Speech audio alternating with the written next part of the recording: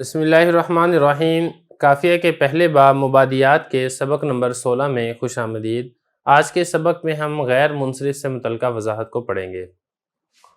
عبارت آپ دیکھ لیں، غیر المنصرف ما فیہ علتان من تسع او واحدۃ منہا تقوم مقامہما وہی عدل ووصف وتانیث ومعرفۃ وعجمۃ ثم جمع ثم ترکیب والنون زائدۃ من قبلها الف ووزن الفعل وهذا القول تقریب مثل عمر و احمر و طلحۃ و زینب و ابراہیم و مساجد و مادی کربا۔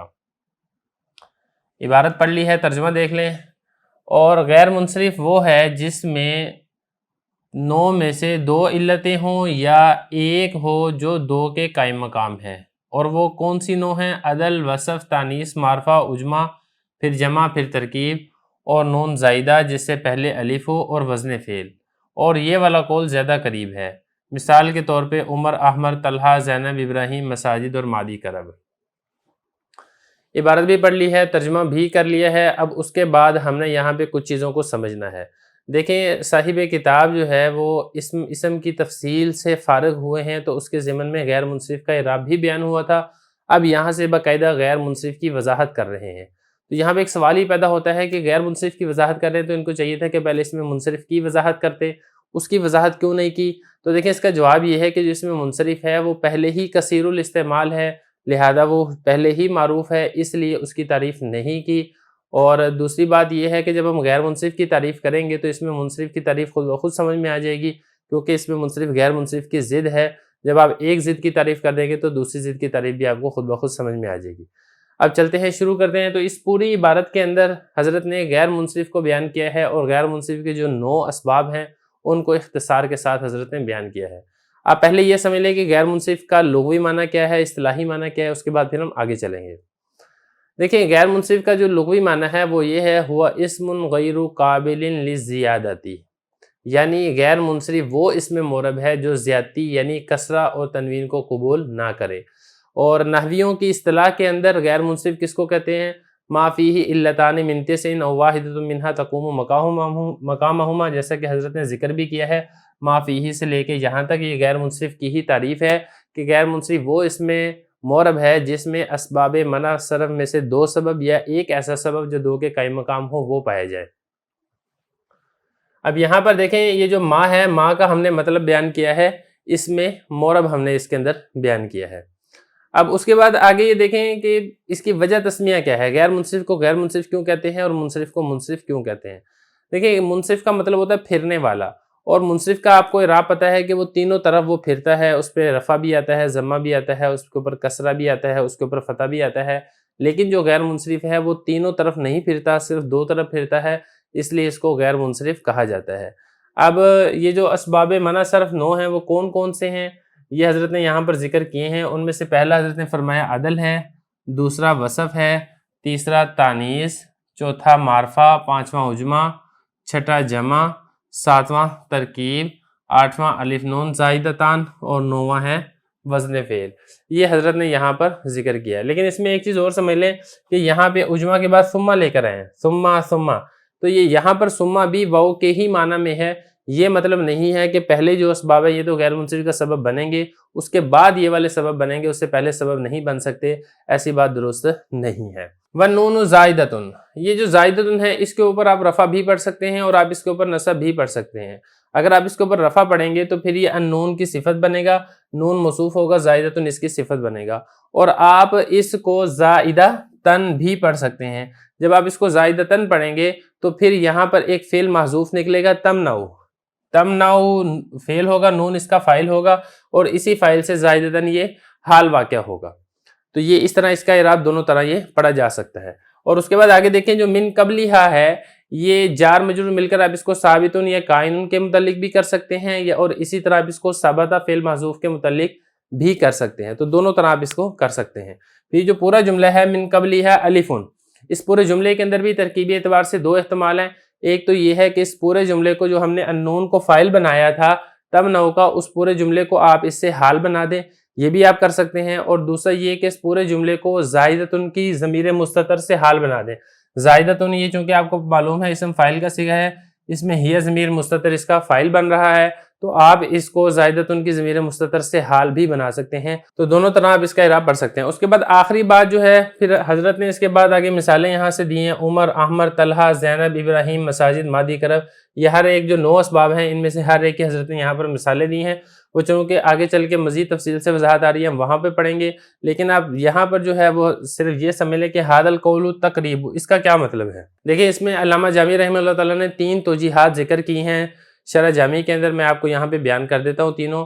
پہلی بات تو یہ کہ تقدیر مصدر بمعنی اسم فاعل کے ہے، تو پھر اس کا مطلب یہ بنے گا ھذا القول مقرب الی الحفظ، یعنی یہ جو اسباب منع صرف کو حضرت نے شعروں کی صورت کے اندر ذکر کیا ہے، میں نے تو یہاں پہ چونکہ ہمارے پاس جگہ کم تھی اس لیے اشعار کی صورت میں ذکر نہیں کیا، لیکن ان کو اشعار کی صورت میں ذکر کیا گیا ہے، تو اس شعروں کی صورت میں ذکر کرنا یہ زیادہ قریب کرنے والا ہے یاد کرنے کے، تو پہلا تو اس کا مطلب یہ ہے۔ دوسرا اس میں یہ ہے کہ جو تقریب ہے اصل میں تقریبیٌ بمعنی مجازیٌ ہے، تو اس کا مطلب یہ بنے گا کہ مجازی اسباب اس لیے اس کو کہا گیا کہ حقیقت میں کل 9 سبب نہیں ہیں بلکہ 2 علتوں کے مجموعے کو ایک سبب کہا جاتا ہے، تو اس حساب سے اس کو 9 سبب کہنا حقیقی نہیں ہے بلکہ مجازی ہے، تو دوسرا اس کا مطلب یہ بنے گا تقریب کا کہ یہ مجازی ہے یہ والا قول، اور تیسرا اس کا یہ ہے کہ اس تقریب مصدر کو مفعول کے معنی میں آپ لے لیں تو پھر اس کا مطلب یہ بنے گا ھذا القول مقرب الی الصواب، یعنی اسباب منع صرف کی تعداد میں اگرچہ اختلاف ہے، بعض کے ہاں 9 ہے، بعض کے ہاں 11 ہے، بعض کے ہاں 7 ہے، لیکن صحیح قول جس کو قریب کیا گیا ہے وہ قول یہ ہے کہ اسباب منع صرف یہ 9 سبب ہیں جو کہ آپ کو یہاں پہ لکھے ہوئے نظر آ رہے ہیں۔ اسی کے ساتھ ہی ہمارا یہ سبق مکمل ہوتا ہے۔ بسم اللہ الرحمن الرحیم، غیر منصرف کے پہلے باب مبادیات کے سبق نمبر 17 میں خوش آمدید۔ آج کے سبق میں ہم غیر منصرف کا حکم پڑھیں گے، آپ عبارت دیکھ لیں پھر ترجمہ کریں گے اور آخر میں اس کی تشریح کریں گے۔ وَحُکْمُهُ أَلَّا كَثْرَةَ وَلَا تَنْوِينَ وَيَجُوزُ صَرْفُهُ لِلضَّرُورَةِ أَوْ لِلتَّنَاسُبِ بِمِثْلِ سَلَاسِلَ وَأَغْلَالَ وَمَا يَقُومُ مَقَامَهُمَا الْجَمْعُ وَأَلْفَاءُ التَّانِيثِ۔ ترجمہ دیکھ لیں، اور اس کا حکم یہ ہے کہ اس پر کسرہ نہیں آتا، اس پر تنوین نہیں آتی، اور جائز ہے اس کا منصرف پڑھنا ضرورت کی وجہ سے یا تناسب کی وجہ سے، مثال کے طور پہ سلاسلہ و اغلالہ، اور جو ان دونوں کے قائم مقام ہے وہ جمع ہے اور تانیث کا الف ہے۔ عبارت بھی ہوگی، ترجمہ بھی ہو گیا، اب چلتے ہیں اس کی تشریح کی طرف۔ دیکھیں غیر منصرف کی تعریف ہم پیچھے پڑھ چکے ہیں، یہاں سے غیر منصرف کا حکم بیان کیا جا رہا ہے۔ غیر منصرف کا حکم یہاں پر یہ بیان کیا کہ اس پر کسرہ اور تنوین نہیں آتی۔ اب کسرہ اور تنوین کیوں نہیں آتی، اس کی وجہ کیا ہے؟ اس کی وجہ یہ ہے کہ یہ فعل کے ساتھ مشابہت رکھتا ہے، اور آپ یہ سمجھیں کہ فعل یہ فرع ہے 2 چیزوں کی، ایک ہے معنی کے اعتبار سے، دوسری ہے اشتقاق کے اعتبار سے۔ فعل معنی دینے میں فاعل کا محتاج ہوتا ہے گویا کہ وہ فاعل کی فرع ہے، اور مشتق ہونے میں اپنے مصدر کا محتاج ہوتا ہے گویا کہ وہ مشتق کی فرع ہے، تو گویا کہ فاعل اور مصدر اصل ہیں اور فعل اس کی فرع ہے۔ اور غیر منصرف کی مشابہت ہے فعل کے ساتھ۔ کیسے مشابہت ہے فعل کے ساتھ؟ کہ غیر منصرف بھی غیر منصرف ہونے میں اسباب منع صرف کے 2 سببوں یا ایک سبب جو 2 کے قائم مقام ہو اس کا محتاج ہوتا ہے، اور یہ والی بات بھی ظاہر ہے کہ ان اسباب میں سے ہر ایک سبب فرع ہے کسی اور چیز کا۔ مثال کے طور پہ عدل ہے تو عدل فرع ہے معدول عنہ کی، وصف ہے تو اپنے موصوف کی فرع ہے، تانیث ہے تو وہ تذکیر کی فرع ہے، معرفہ ہے تو نکرہ کی فرع ہے، اجمع ہے تو وہ عربی کی فرع ہے، جمع اور ترکیب ہے تو وہ مفرد کی فرع ہے، وزن فعل ہے تو وہ وزن اسم کی فرع ہے۔ تو ان میں سے ہر ایک کسی نہ کسی کی فرع ہے، جب ہر ایک فرع ہے تو پھر ہم فعل اور اس کی مشابہت ہو جائے گی فعل کے ساتھ کہ فعل بھی فرع ہے۔ اور دوسری بات اب یہ سمجھیں کہ فعل کے اوپر تنوین نہیں آتی، فعل کے اوپر کسرہ نہیں آتا، تو جب فعل کے اوپر کسرہ اور تنوین نہیں آتا تو اس کی مشابہت فعل کے ساتھ ہے تو اس کے اوپر بھی کسرہ اور تنوین نہیں آئے گا۔ یہ تو ہو گیا کہ غیر منصرف کے اوپر کسرہ اور تنوین کیوں نہیں آتا، یہ والی بات آ گئی۔ اب اس کے بعد آگے حضرت نے یہ فرمایا کہ غیر منصرف کو منصرف بنایا جا سکتا ہے ضرورت کی وجہ سے۔ پہلے حکم کے بارے میں بتاتا ہوں، اس کا حکم یہ ہے، غیر منصرف کا حکم کسرہ نہیں آتی، تنوین نہیں آتی۔ وہ تنوین کیوں نہیں آتی وہ میں آپ کو بتا چکا ہوں کہ اس کی مشابہت ہے فعل کے ساتھ، فعل پر چونکہ تنوین نہیں آتی لہذا فعل کی مشابہت کی وجہ سے اس کے اوپر بھی تنوین نہیں آئے گی۔ اب اس کے بعد آگے حضرت نے یہ فرمایا وَيَجُوزُ صَرْفُهُ، اور جائز ہے اس کو صرفہ یعنی اس کو منصرف بنانا لِلضُّرُورَةِ أَوْ لِلتَّنَاسُبِ، ضرورت کی وجہ سے یا پھر تناسب کی وجہ سے۔ اب ضرورت اور تناسب کیا ہے یہ سمجھے۔ دیکھیں ضرورت سے مراد یہاں پر ضرورت شعری ہے۔ ضرورت شعری کا کیا مطلب ہے کہ شعر کا وزن فاسد ہو رہا ہو، یعنی کسی شعر میں غیر منصرف کلمہ آ رہا ہے اور اگر آپ اس کو غیر منصرف ہی پڑھیں گے تو شعر کی تقطیع یعنی شعر کے جو خاص عروضی اوزان ہوتے ہیں اس کو ٹکڑے ٹکڑے کرنا ہوتا ہے، وہ تقطیع درست نہ ہو رہی ہو تو پھر اس صورت میں غیر منصرف کو منصرف پڑھ دیا جاتا ہے۔ جیسا کہ حضرت فاطمہ رضی اللہ عنہا کے متعلق ہے کہ وہ جب نبی کریم صلی اللہ علیہ وسلم کی وفات کے بعد روضہ پر حاضر ہوئی اور قبر شریف سے ایک مشت مٹی اٹھائی ہے اور وہ روتے ہوئے انہوں نے کچھ اشعار پڑھے ہیں، میں اشعار بھی آپ کے سامنے پڑھ دیتا ہوں برکت کے لیے۔ ماذا علی من شم تربت احمدا اللہ یشم مد الزمانی غوالیا صبت علیہ مصائب لو انہا صبت علی الایام سرنا لیالیا۔ اب یہاں پہ دیکھیں مصائبن، یہ غیر منصرف ہے مصائب، لیکن اس کو مصائبن پڑھا گیا ہے ضرورت شعری کی وجہ سے۔ تو یہ حضرت فرما رہے ہیں کہ اگر کوئی ضرورت شعری ہے، شعر کا وزن خراب ہو رہا ہے، اس صورت میں بھی آپ غیر منصرف کو منصرف پڑھ سکتے ہیں۔ اور اسی طرح آگے حضرت نے فرمایا اول تناسبی، یا تناسب کی وجہ سے بھی غیر منصرف کو منصرف پڑھا جا سکتا ہے۔ اب تناسب کا کیا مطلب ہے؟ تناسب یہ سمجھیں کہ فصیح کلام میں اس میں منصرف کے جوار میں یعنی اس کے پڑوس میں کوئی غیر منصرف بھی واقع ہوتا ہے تو غیر منصرف کو منصرف کے پڑوس میں واقع ہونے کی وجہ سے اس کو منصرف پڑھ دیا جاتا ہے۔ جیسا کہ اللہ تعالیٰ کا فرمان ہے اِنَّا أَعْتَدْنَا لِلْكَافِرِينَ سَلَاسِلًا وَأَغْلَالًا وَسَعِيرًا۔ دیکھیں اس کو سلاسلہ بھی پڑھا گیا ہے اور ایک قرأت میں سلاسلًا بھی پڑھا گیا ہے۔ تو جو سلاسلًا والی قرأت ہے اس میں سلاسل اگرچہ یہ غیر منصرف تھا لیکن اس کو سلاسلًا اس لیے پڑھا گیا ہے کہ یہ اغلالہ جو کہ منصرف ہے اس کے پڑوس کے اندر واقع ہو رہا ہے، تو اس کے پڑوس میں ہونے کی وجہ سے پڑوس والا اعراب ہم نے منصرف والا اعراب ہم نے غیر منصرف کو بھی دے دیا ہے۔ تو یہی حضرت فرما رہے ہیں ضرورت کی وجہ سے غیر منصرف کو منصرف پڑھ دیا جاتا ہے اور تناسب کی وجہ سے غیر منصرف کو منصرف پڑھ دیا جاتا ہے۔ جیسے سلاسلہ اگرچہ یہ غیر منصرف تھا لیکن اس کو اغلالن کے پڑوس میں واقع ہونے کی وجہ سے اغلالن کی طرح اس کو بھی منصرف پڑھ دیا گیا ہے۔ اب اس کے بعد آگے آخری بات حضرت نے یہ فرمایا وما یقوم مقامہما الجمع والفتح تانیث۔ یہاں سے یہ بتانا چاہ رہے ہیں کہ اسباب منصرف کے دو سبب ایسے ہیں کہ اگر کسی اسم میں ان دونوں میں سے ایک بھی پایا جائے تو وہ اسم غیر منصرف پڑھا جائے گا، کیونکہ ان دونوں میں سے ہر ایک سبب ایسا ہے جو ایک سبب ہی دو کے قائم مقام ہے۔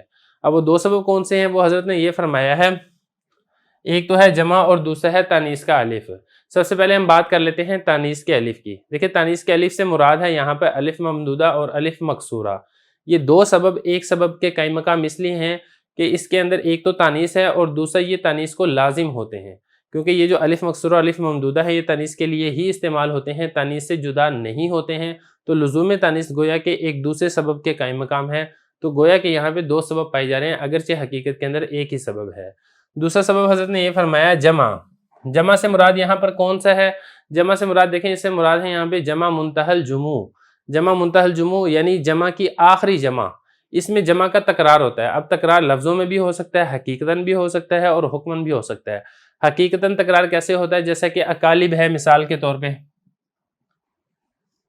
اب یہ اکالب یہ جمع منتہی الجموع ہے کیونکہ یہ جمع ہے اقلب کی، اور اقلب یہ جمع ہے قلب کی، تو یہ دیکھیں جو اکالب ہے یہ جمع کی جمع ہے، قلب کی جمع اقلب ہے اور اقلب کی جمع اکالب ہے۔ یا اسی طریقے سے اساور یہ جمع ہے اسورا کی، اور اسورا یہ جمع ہے سوار کی۔ تو یہ بھی ہے کہ یا تو حقیقتاً جمع کی جمع ہو یا پھر حقیقتاً جمع کی جمع نہیں ہے بلکہ حکماً جمع کی جمع ہے۔ اس کو حکماً جمع کی جمع وہ ہوتی ہے کہ جو جمع منتہی الجموع کے وزن کے اوپر آئے اگرچہ وہ جمع کی آخری جمع نہ ہو، جیسا کہ مساجد اور مصابیح۔ تو یہ دو سبب جو ہے یہ ایک سبب کے قائم مقام ہے، ایک جمع اور دوسرا ہے تانیث کا الف۔ یہ فرمایا ما یقوم مقامہما، اور وہ جو دو سبب ایک سبب دو سبب کے قائم مقام ہے۔ بسم اللہ الرحمن الرحیم۔ قافیہ کے پہلے باب مبادیات کے سبق نمبر 18 میں خوش آمدید۔ اس سے پہلے ہم غیر منصرف سے متعلقہ تفصیل پڑھ چکے ہیں، اب جو غیر منصرف کے اسباب ہیں ایک ایک کر کے ان سب کی تفصیل پڑھیں گے۔ پہلا سبب عدل ہے جو کہ ہمارا آج کے سبق کا موضوع ہے۔ عبارت آپ دیکھ لیں، فالعدل خروجه عن صيغته الأصلية تحقيقا كثلاث ومثلث وأخرى وجماع أو تقديرا كعمر وباب قطام في تميم۔ عبارت پڑھ لیے، اس کا ترجمہ دیکھ لیں۔ عدل اس اسم کا نکالنا ہے اس کے اصلی صیغہ سے، یا تو تحقیقی طور پر ہوگا جیسا کہ ثلاث اور مثلث، اخر اور جمعہ، یا تقدیری طور پر ہوگا جیسا کہ عمر اور قطامی کباب قبیلہ بنو تمیم کی لغت میں۔ عبارت پڑھ لی ہے، ترجمہ کر لیا، اب چلتے ہیں اس کی تشریح کی طرف۔ تو یہاں سے غیر منصرف کے جو اسباب ہیں وہ تفصیل سے بیان ہونا شروع ہو رہے ہیں۔ یہاں پر سوال یہ پیدا ہوتا ہے کہ عدل کو مقدم کیوں کیا، باقی جو 8 اسباب ہیں ان میں سے کسی ایک سبب کو مقدم کر دیتے؟ تو دیکھیں اس کا جواب یہ ہے کہ جو شعر پہلے حضرت نے ذکر کیا تھا اس میں عدل پہلے تھا، جب شعر میں عدل پہلے تھا اجمال میں، تو اب تفصیل میں بھی عدل کو پہلے ذکر کیا گیا ہے۔ دوسری بات ایک اور یہ بھی ہے کہ عدل غیر منصرف کا سبب بنتا ہے بغیر کسی شرط کے، بغیر کسی قید کے، جبکہ جو دیگر اسباب ہیں اس کے لیے کوئی نہ کوئی شرط اور کوئی نہ کوئی قید ہونا ضروری ہے، تب وہ غیر منصرف کا سبب بنتے ہیں، اس کے علاوہ وہ غیر منصرف کا سبب نہیں بنتے۔ اب عدل کو شروع کرتے ہیں، تو عدل کے شروع کرنے میں جو سب سے پہلی بات ہے وہ یہ ہے کہ عدل کی تعریف کیا ہے۔ تو دیکھیں عدل کی تعریف حضرت نے خود ذکر کی ہے یہاں سے، خروجہ عن صیغتہ الاصلیۃ تحقیقا و تقدیرا، یہ عدل کی تعریف ہے، یعنی اسم کا اپنی اصل صیغہ سے نکال کر کسی اور صیغہ کے اندر چلے جانا، یا تو تحقیقی طور پر ہوگا یا تقدیری طور پر ہوگا۔ اب یہاں پر کچھ چیزیں سمجھنے والی ہیں، وہ یہ ہیں کہ اپنی اصل صیغہ سے نکل کر جو اسم دوسرے صیغہ میں جائے گا، یہ بغیر کسی نحوی اور بغیر کسی صرفی قانون کے ہوگا۔ اگر کسی نحوی یا کسی صرفی قانون کے تحت اگر لفظ اپنے ایک صیغہ سے منتقل ہو رہا ہے دوسرے صیغہ کی طرف، تو پھر اس کو عدل نہیں کہا جائے گا۔ تو پہلی بات تو یہ ہے کہ بغیر کسی صرفی اور بغیر کسی نحوی قانون سے وہ صیغہ ایک صیغے سے دوسری صیغے کی طرف منتقل ہو۔ اور دوسری بات ہم نے یہاں پر یہ سمجھنی ہے تحقیقاً و تقدیراً کا کیا مطلب ہے۔ لیکن جو تحقیقاً ہے، تحقیقاً کا مطلب یہ ہوتا ہے کہ صیغہ جو اپنی اصل شکل کو چھوڑ کر دوسری شکل میں گیا ہے، ہمارے پاس اس کی کوئی نہ کوئی دلیل موجود ہونی چاہیے جو اس بات پر دلالت کرتی ہو کہ یہ صیغے کی اصلی حالت نہیں تھی، بلکہ اس کی کوئی اور حالت تھی جہاں سے یہ تبدیل ہو کر اس حالت کے اندر آیا ہے۔ اور تقدیراً کا مطلب یہ ہے کہ صیغہ اپنی اصل حالت میں یہ نہیں تھا بلکہ کسی اور حالت میں چلا گیا ہے، لیکن ہمارے پاس اس کی کوئی دلیل موجود نہیں ہے جو اس بات پر دلالت کرتی ہو کہ یہ اس کی اصل حالت تھی، بلکہ ہم ویسے اس کو تصور اور فرض کر لیں کہ یہ اس کی اصل حالت نہیں تھی بلکہ یہ کسی اور حالت سے منتقل ہو کر اس کی طرف آیا ہے۔ اب یہاں پہ ایک چیز اور سمجھ لیں کہ یہ خروجہ میں ہو ضمیر یہ کس کی طرف لوٹ رہی ہے، اس سے پیچھے اس کا مرجع کیا ہے۔ دیکھیں اس میں خروجہ کی جو ہو ضمیر ہے یہ پیچھے اسم کی طرف لوٹ رہی ہے، اس میں غیر منصرف کی طرف یہ ضمیر لوٹ رہی ہے، اگرچہ لفظوں کے اندر یہ والا موجود نہیں ہے۔ اب چل لیتے ہیں، بات کر لیتے ہیں تحقیقاً اور تقدیراً کی۔ تحقیقاً کی حضرت نے کچھ مثالیں دی ہیں، ان میں سے پہلی مثال دی ہے ثلاث اور مثلث، تیسری اخر اور جمعہ، اور تقدیراً کی حضرت نے 2 مثالیں دی ہیں جیسا کہ عمر اور باب قطامی قبیلہ بنو تمیم کی لغت میں۔ جب ہم مثالوں کو سمجھیں گے تو پھر آپ کو تحقیقاً اور تقدیراً کا اچھے طریقے سے سمجھ میں آ جائے گا۔ پہلی حضرت نے مثال دی ہے ثلاث اور مثلث، اس کو دیکھ لیں، یہ دونوں غیر منصرف ہیں۔ یہ دونوں غیر منصرف کیوں ہیں؟ اس میں ایک تو ہے وصف اور دوسرا ہے عدل تحقیقی، یا آپ اس کو کہیں کہ عدل حقیقی ہے۔ وصف تو اس طریقے سے ہیں کہ یہ ایک مخصوص عدد کے اوپر دلالت کرتے ہیں، لیکن یہ غیر منصرف کس وجہ سے ہیں یہ ہم نے تھوڑا سا سمجھنا ہے۔ دیکھیں جب اس کا آپ ترجمہ کرتے ہیں تو اس کا ترجمہ ہوتا ہے 3 3۔ اب ثلاث ہے، ثلاث کا ترجمہ ہے 3 3۔ اسی طرح جو مثلث ہے، مثلث کا ترجمہ بھی 3 3 ہے۔ قرآن مجید میں بھی یہ اسی معنی کے اندر استعمال ہو رہا ہے۔ اللہ تعالیٰ فرماتے ہیں فَانْكِحُوا مَا طَابَ لَكُم مِّنَ النِّسَاءِ مَثْنَىٰ وَثُلَاثَ وَرُبَاعَ۔ اب وہاں پر بھی دیکھیں ثلاث کا لفظ آ رہا ہے، وہاں پر اس کا مطلب کیا آیت کا، تم 3 3 سے نکاح کرو یا 4 4 سے نکاح کرو یا 2 2 سے نکاح کرو۔ تو معنی کے اندر تکرار ہے، معنی اس کا ڈبل ہے۔ جب معنی ڈبل ہے، اور یہ آپ اصول ذہن نشین کر لیں کہ تکرار معنی یہ دلالت کرتا ہے تکرار لفظ پر، یعنی اگر معنی ڈبل ہے تو لفظ بھی ڈبل ہونے چاہیے، لیکن یہاں پر لفظ سنگل ہے۔ دیکھیں ثلاث کا معنی ڈبل ہے 3 3، مثلث ہے، مثلث کا معنی بھی ڈبل ہے 3 3، لیکن لفظ ایک ہے، تو پتہ چلا کہ یہ معدول ہو کر آیا ہے ثلاثتن ثلاثتن سے۔ اصل میں حقیقت میں جو ثلاث ہے یہ حقیقت میں ثلاثتن ثلاثتن تھا، پھر وہاں سے معدول ہو کے یہ ثلاث بن گیا۔ اور اسی طرح جو مثلث ہے یہ بھی اصل میں ثلاثتن ثلاثتن تھا، پھر وہاں سے تبدیل ہو کر یہ مثلث بن گیا۔ دلیل کیا ہے ہمارے پاس؟ تو دلیل میں آپ کو بتا چکا ہوں کہ اس کے معنی کے اندر تکرار ہے، اور تکرار معنی یہ دلالت کرتا ہے تکرار لفظ کے اوپر۔ اب یہ تو ہو گیا ثلاث اور مثلث۔ اب آگے چلیں، آگے 2 لفظ ہیں، ایک ہے اخر اور دوسرا ہے جمعہ۔ اب اخر کو بھی آپ دیکھ لیں، اخر یہ بھی عدل تحقیقی کی مثال ہے، اس کے معدول انہو پر خارج میں ہمارے پاس دلیل موجود ہے۔ اب وہ دلیل کیا ہے؟ وہ دلیل دیکھیں کہ یہ اسم تفضیل کا صیغہ ہے، اور اس کا جو واحد ہے وہ اخرى ہے۔ جیسے آپ نے باب ضربہ کی گردان کے اندر پڑھا تھا، اضرب و اضربانی اضربونا، ازاری و ازیریبن والمونس منہ زربا زربیانی زربن و زریبا. اب وہاں پہ دیکھیں اس کا جو واحد تھا وہ تھا زربا، واحد زربا تھا، اور اسی کی جمع ہے زربن. تو پتہ چلا یہ جو اخر ہے یہ بھی جمع ہے اور اس کا جو واحد ہے وہ مؤنث ہے اخرا، بالکل ایسے ہی جیسا کہ زربن اور زربا. اور یہ جو مؤنث ہے اس کا جو مذکر ہے اس کا مذکر ہے آخرو. ٹھیک ہے، یہ ہوگی پہلی بات.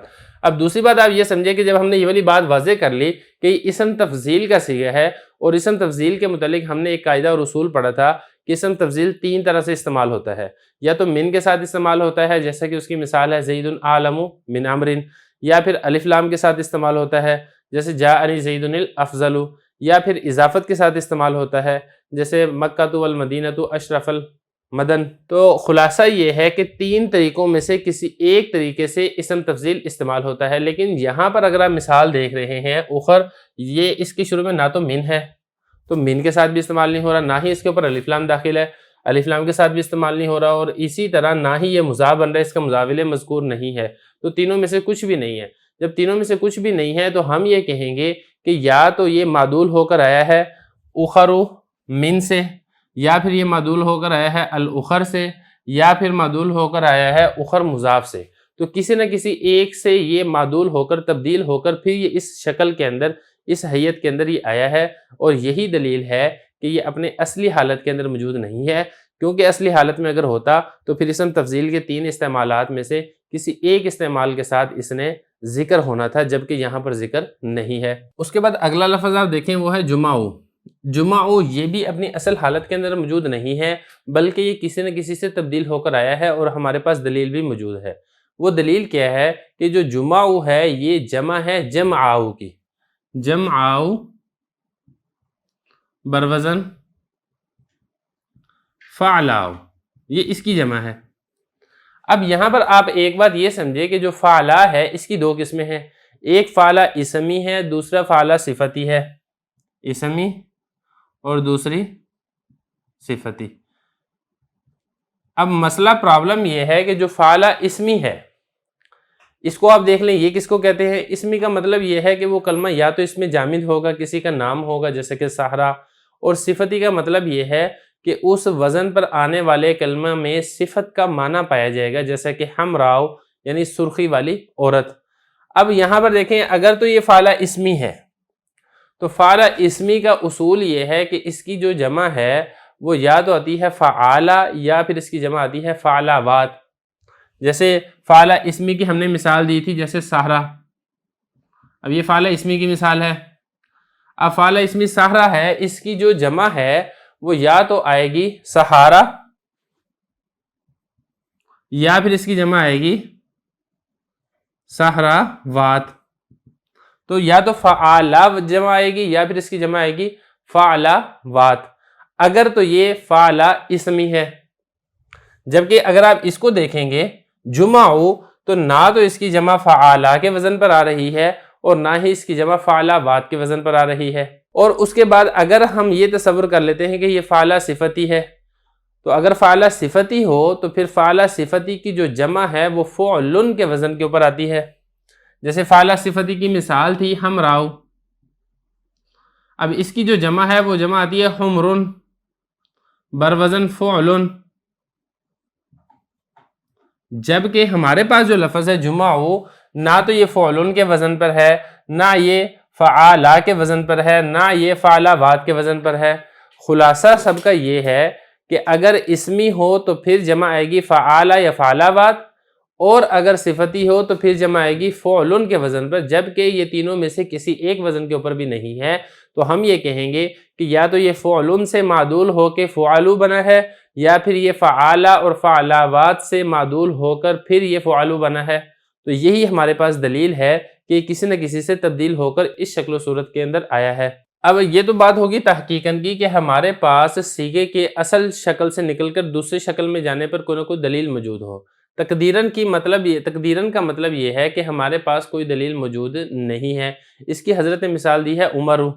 اب عمرو کے متعلق آپ یہ سمجھے کہ عمرو کو متعلق جب ہم نے عرب کے لوگوں کو دیکھا تو عرب کے لوگ اس کو غیر منصرف پڑھ رہے تھے۔ جب ہم نے اس کو غور کرنا شروع کیا تو ہم نے اس میں اسباب منع صرف میں ایک تو علم ہے اور دوسرا سبب اس میں ہمیں کوئی اور نہیں ملا، تو ہم نے یہ تصور کر لیا کہ دوسرا سبب اس کے اندر عدل ہے، اور عدل اگر اس کے اندر عمر ہے تو پھر اس کی اصل شکل و صورت کیا تھی؟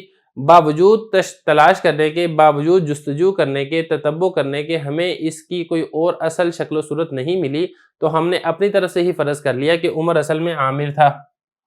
اور اسی طرح ظفر میں بھی بالکل ایسے ہی ہے کہ ظفر کو بھی غیر منصرف بنایا جاتا ہے، ایک علم اور دوسرا عدل، اور ہم نے اسی میں یہ بھی تصور کر لیا کہ یہ اصل میں ظافر تھا۔ لیکن کیا دلیل ہے کہ اس کی اصل شکل و صورت عامر اور ظافر تھی؟ تو ہمارے پاس اس کے اوپر کسی قسم کی کوئی دلیل موجود نہیں ہے، بس ہم نے خود سے تصور کر لیا ہے، خود سے فرض کر لیا ہے، اس لیے اس کو عدل تقدیری کہا جاتا ہے۔ یہ تو ہو گیا عمر۔ اب یہاں پہ ایک بات اور سمجھ لیں کہ یہ تحقیقاً اور تقدیراً ان دونوں کے اوپر جو نسب ہے، ان دونوں کے اوپر نسب کیوں ہے؟ تو اس کی ترکیب کے اندر کچھ احتمالات ہیں، میں ایک دو آپ کے سامنے ذکر کر دیتا ہوں۔ پہلا احتمال اس میں یہ بنائیں کہ جو خروج ہو میں ہو ضمیر ہے اس کو آپ ممیز بنائیں، اور تحقیقاً و تقدیراً کو اسی کو آپ معطوف علیہ معطوف بنا کر اسی ممیز سے تمیز بنا دیں، اور تمیز ہونے کی وجہ سے اس کے اوپر نسب آئے گا۔ یہ تو ہو گیا پہلا ترکیبی احتمال۔ دوسرا ترکیبی احتمال یہ ہے کہ یہ دونوں کانا محذوفہ کی خبر بنا دیں، تو ترکیبی عبارت ایسے بنے گی تحقیقاً کان الخروج او تقدیراً، تو خروج جو ہے وہ بن جائے گا اس کا اسم، تحقیقاً و تقدیراً معطوف علیہ معطوف بن کر پھر یہ بن جائے گا اس کی خبر۔ تو یہ دو احتمال ہیں، دو تین اور بھی ذکر کیے جاتے ہیں لیکن ہم وہ یہاں پہ مزید وضاحت تفصیل کے اندر نہیں جاتے ہیں۔ اس کے بعد آخری مثال ہے عدل تقدیری کی، وہ ہے قطامی، قبیلہ بنو تمیم کی لغت میں۔ پہلی بات آپ یہاں پہ یہ سمجھیں کہ یہاں پر صرف قطامی نہیں کہا بلکہ بابی قطامی کہا ہے، تو بابی قطامی کہنے سے اشارہ اس بات کی طرف ہے کہ مقصد صرف قطامی والا کلمہ یا قطامی والا لفظ نہیں ہے، بلکہ اس سے مراد ہر وہ اسم ہے جو فعالی کے وزن پر ہو اور آیان مونثہ میں سے کسی کا نام ہو، یعنی عورتوں میں سے کسی کا نام ہو۔ شرط یہ ہے کہ اس کے لام کلمہ کے اندر را موجود نہ ہو۔ یہ تین شرطیں اگر پائی جائیں گی تو قبیلہ بنو تمیم کی لغت میں یہ بھی عدل تقدیری اور معرفہ کی وجہ سے معرب ہوگا اور غیر منصرف ہوگا، جبکہ قبیلہ بنو تمیم کے علاوہ جو باقی عرب کے قبائل ہیں وہ اس کو غیر منصرف نہیں مانتے۔ تو یہاں تک یہ ہمارا جو پہلا ہے عدل وہ مکمل ہو گیا ہے۔ بسم اللہ الرحمن الرحیم۔ قافیہ کے پہلے باب مبادیات کے سبق نمبر 19 میں خوش آمدید۔ آج کے سبق میں ہم وصف کے متعلق تفصیل کو سمجھیں گے۔ عبارت دیکھ لیں، الوصف شرطہ ان یکون فی الاصل فلا تضرہ الغلبۃ فلذلک صرف 4 فی مررت بنسبۃ 40 وامتنع اسود وارقم للحیۃ وادہم للقید وضعف من وفع للحیۃ واجدل للصقر واخیل للطائر۔ یہ عبارت پڑھ دی ہے، اب آپ اس کا ترجمہ دیکھ لیں، پھر چلیں گے اس کی تشریح کی طرف۔ اور وصف اس کی شرط یہ ہے کہ وہ اصل کے اندر وصف ہو، لہذا اس کو نقصان نہیں دے گا غالب آ جانا، اسی وجہ سے منصرف ہوگا 40 فی مررت بنسبت 40 میں۔ اور منع ہے اسود اور ارقم جو کہ سانپ کے لیے ہوتے ہیں، اور ادہم جو کہ زنجیر کے لیے ہوتا ہے، اور کمزور ہے اس کا غیر منصرف پڑھنا افعا جو سانپ کا نام ہے، اور اجدل جو کہ ایک شکرے کا نام ہے، اور اخیل جو کہ ایک پرندے کا نام ہے۔ غیر منصرف کے اسباب چل رہے ہیں، اس سے پہلے ہم نے عدل کے متعلق تفصیل پڑھ لی ہے، عدل کی 2 قسمیں پڑھ لی ہیں، یہاں سے وصف کو شروع کر رہے ہیں۔ اب یہاں پر سب سے پہلے وصف کی تعریف سمجھ لیں کہ وصف کہتے کس کو ہے۔ دیکھیں، وصف کہتے ہیں کسی اسم کا ذات مبہمہ کے بعض صفات پر دلالت کرنا، جبکہ وہ دلالت اصل وضع کے اعتبار سے ہو، نہ کہ بعد میں استعمال ہونے کے اعتبار سے ہو، تو اس کو کہا جاتا ہے وصف۔ اور یہ وصف یہ بھی غیر منصرف کا سبب بنتا ہے، لیکن اس کے لیے شرط کا ہونا ضروری ہے، شرط پائی جائے گی تو پھر یہ غیر منصرف کا سبب بنے گا، شرط نہیں پائی جائے گی تو پھر غیر منصرف کا سبب نہیں بنے گا۔ اب وہ شرط کیا ہے؟